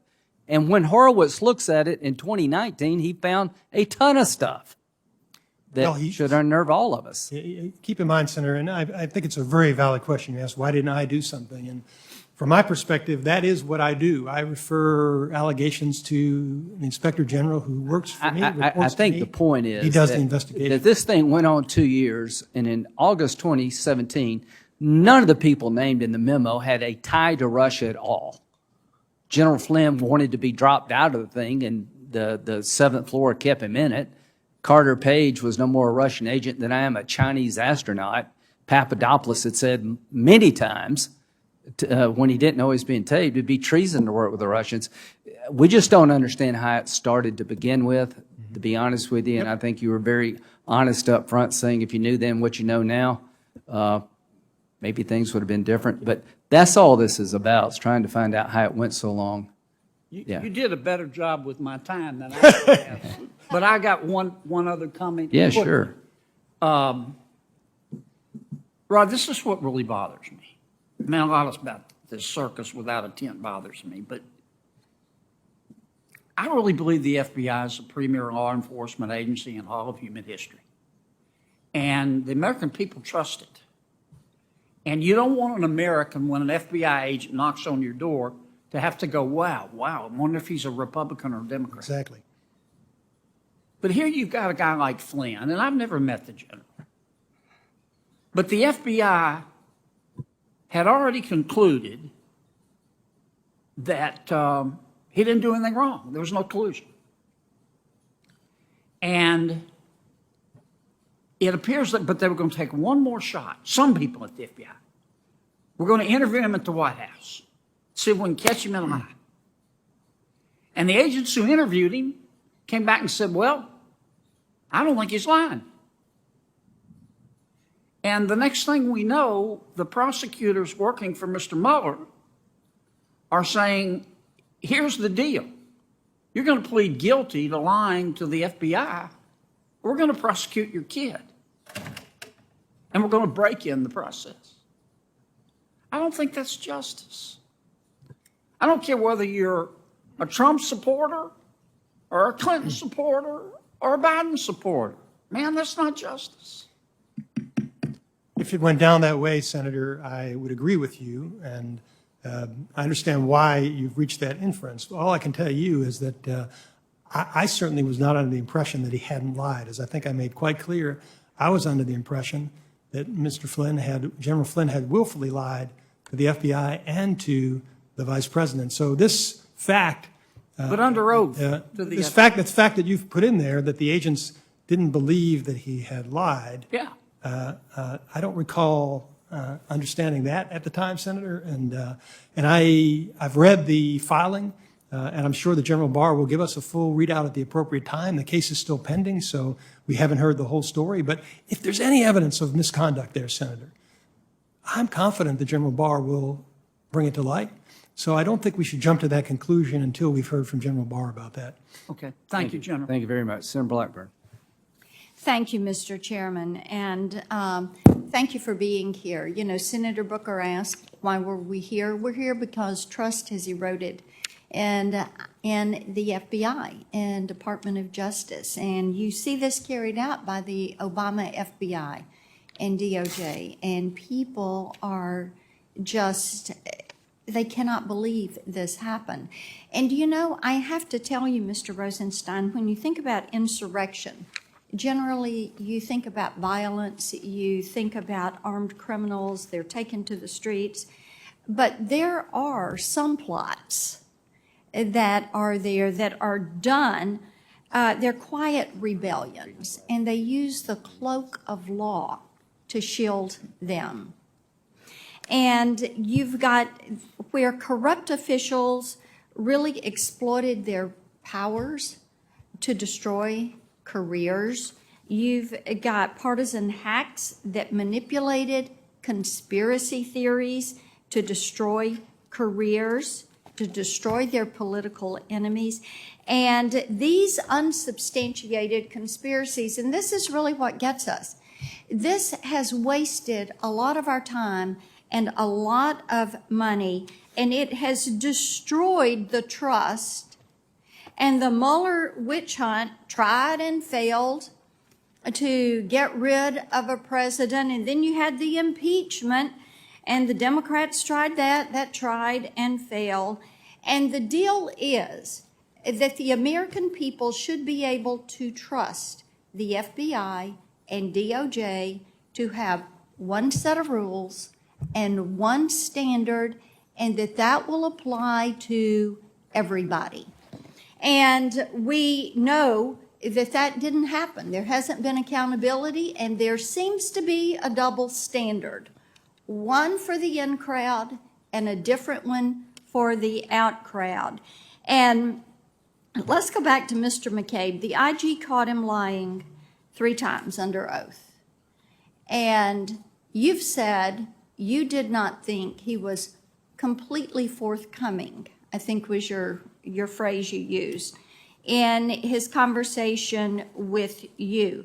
So, if there's a double standard in place, do you think that Andy McCabe should be criminally charged with lying?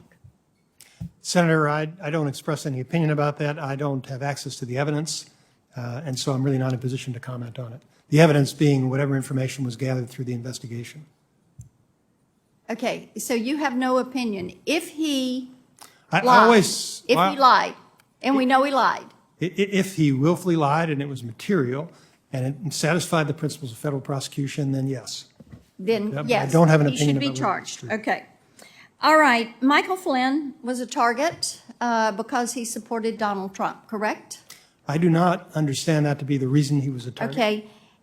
Then let's look at a double standard here. You go back and you look at what happened 10 years ago in the Senate when DOJ prosecutors went after the late Senator Ted Stevens, and they withheld Brady material. Mm-hmm.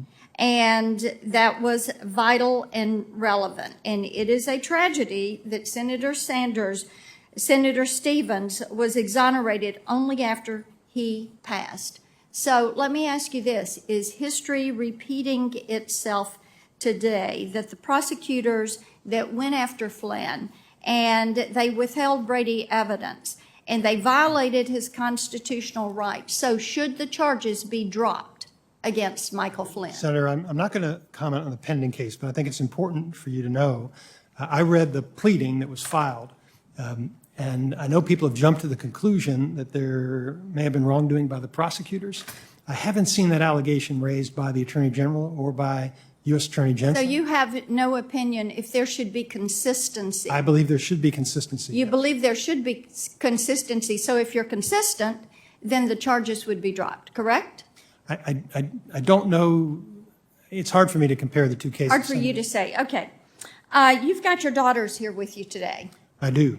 And you've got one that wants to be an entrepreneur and is I'd rather not interested give too many in- details about my daughters at a congressional hearing. But, in politics. yes, I'm very proud of them. Let's just say, I know that you are proud of them. We're all proud of our children. And I think many times as a mom and a grandmom, to me, it is some of that role playing that does the best. So let's say your daughter, who's an entrepreneur, is wildly successful, rocks the political system, runs for office, and wins. And then she finds out she's been spied on. And then let's say another daughter has followed in your footsteps and gone to DOJ and has become a career DOJ employee and is heartbroken when she finds out that some of the prosecutors and the agents are bending the rules and skirting around and using that to spy on a president. And she comes to you and says, Dad, what should I do? And the other daughter says, Dad, what should I do? Would you want there to be two tiers of justice, or would you want there to be one, Mr. Rosenstein? Would you want there to be consistency? I would want there to be consistency. You would want there to be consistency. Exactly right. And that is why we're doing these hearings. What was done to President Trump and to his transition team? I was a vice chairman of the transition team to this day. I don't know if they spied on me. See, this is outside of the rule of law. And it is so disappointing to us. And I've come here and I've listened to everybody's questions that you want to punt and kick the can and not give us an answer. Because if we don't get this right, and if we don't straighten out what happened with Crossfire Hurricane and whatever else was in this mix, then my children, your precious daughters, my precious grandsons are not going to have a government that they can believe in and trust to do the right thing. I yield my time. Senator, if I could briefly respond, I do not mean in any way to punt. It's simply that I'm not carrying the ball at the moment. So I'm not in position to know what the evidence is beyond what I'm seeing in the media, and I rely on the people who are in authority to take the appropriate action. I do not believe that Mr. Mueller was trying to get rid of the president. And as I told you, I was working with a team of Trump appointees, and I don't think any of those people believe that I was trying to get rid of the president. That's just not what we were about. With regard to General Flynn, I think that case will be resolved, and if there are allegations of wrongdoing, they'll be remedied. But I do think, Senator, it's not a matter of punting. It's simply a matter of reserving judgment, given that I don't have access to the evidence at this time. Well, I just want to say as we conclude here that I've always found you to be an honest man, and I don't think you were part of any conspiracy to get the president, but I do believe that General Flynn went through hell, that a lot of things were withheld from the court that mattered. I think Carter Page was abused, and I can't believe the system did not pick it up, and the fact that it didn't is why we're here. Make sure it never happens again. But there's a statement out I want you to respond to, and we'll wrap up the hearing. This comes from Mr. McCabe. Mr. Rosenstein's claims to have been misled by me or anyone from the FBI regarding our concerns about President Trump and the Trump campaign's interactions with Russia are completely false. Mr. Rosenstein approved of and suggested ways to enhance our investigation of the president. Further, I personally briefed Mr. Rosenstein on Jim Comey's memos describing his interactions with the president mere days after Mr. Rosenstein wrote the memo firing Jim Comey. Mr. Rosenstein's testimony is completely at odds with the factual record. It looks to be yet another sad attempt by the president and his men to rewrite the history of their actions in 2017. They have found in Mr. Rosenstein, then and now, a willing accessory in that effort. Would you like to respond? Yes, thank you, Senator. I think one thing you need to appreciate, Senator, is that I had a very strong team working with me at the Department of Justice. I had some of the finest lawyers that I've ever met working with me at the Department of Justice. It was a team. It included Trump appointees. It included career people. I'm sure there were Republicans and Democrats. And that's why I'm confident, Senator, in what I did, because I spoke with my team, not Mr. McCabe. I didn't rely on Mr. McCabe. I spoke with my team about the actions that I was taking to make sure that they were appropriate. I did not say that Mr. McCabe misled me. Those were not my words. I think he's responding to somebody's question. What I said was he did not reveal the Comey memos to me for a week. And that is true. And he revealed them to me only a couple of hours before they showed up in the New York Times. And he did not reveal to me that he was having internal deliberations with his team about whether to target very high-profile people for investigation. And his position is he didn't have to do that until after he had signed off on it. And that may be true under the rules as they were written at the time, but my view, Senator, was that's the kind of thing that I needed to know. And so I haven't accused him of making misstatements to me. I've simply said that he wasn't fully forthcoming. And I think that's accurate. And I'm confident, Senator, that the folks who work with me will back me up on that. I don't wish Mr. McCabe any ill will. He's suing over his termination. The court will make an appropriate determination about that. But the bottom line is, Senator, for whatever reason, he did not feel comfortable disclosing that information to me for a week. And I think I should have known that earlier. And I think I had a right to know it. And I think I had a right to know the deliberations inside the FBI, because Mr. McCabe knew I had just come into this job. I hadn't been around for 9 months. I didn't know what they were investigating except for what he represented to me. And that was my only source of information. I didn't have the underlying evidence. I didn't talk to the witnesses. So You were relying on what you were told by the McCabe team, basically, right? I was relying upon the information that came up from the FBI, and I have not made any unfair allegations against Mr. McCabe, Senator. Yeah. Well, all I can say as we wrap up here that Mr. McCabe will have the same opportunity you have to sit in that chair, or hopefully in a smaller committee room, and tell us what happened. And the reason that I think he's an appropriate witness is I find it hard to believe, maybe it's possible, that the subsource, the Russian subsource that was interviewed in January and on 2 different occasions after January 2017, told FBI investigators, counterintelligence analysts that the dossier, which is the primary document to get a warrant against Carter Page, was not reliable. It was bar talk. It was hearsay. It was never meant to be used the way it was being used. I find it hard to believe that when the case fell apart against Carter Page in terms of a warrant application, it didn't work its way up at the top. Maybe it's just 2 people at the bottom that withheld exculpatory information. They never shared it with anybody. But that's what we're trying to find out is how could you renew a warrant application in April and June of 2017 when the subsource tells you in January of 2017 the document you need to get the warrant's a bunch of garbage. I want to know how you continue to renew those 2 warrants. Who knew what, when, and where? You say you didn't know. I believe you. But somebody had to know, and Mr. McCabe was the guy most directly in charge. So I look forward to talking with him. We'll hold the record open. Mr. Chairman? Yes, please. I just want to be clear about one thing. Okay. Have there been any additional facts today that were not in the IG's report? Yeah, I think what I learned is that the August memo, his team consulted with the Mueller team, but the information in the August memo came from the Mueller people. I didn't know that. Mr. Rosenstein, does that change your conclusion? Let me just clarify, Senator, that when Mr. Mueller came on board, he inherited the team that was doing the investigation. So it's true that they're the Mueller people, but they're people that he inherited from the department. Like Strzok and Page, right? Correct. Yeah, thank you. Yeah, I didn't know all that. But anyway, a lot more to find out. Thank you very much, and we'll hold the record open for questions and to be continued. Thank you. Thank you, Senator.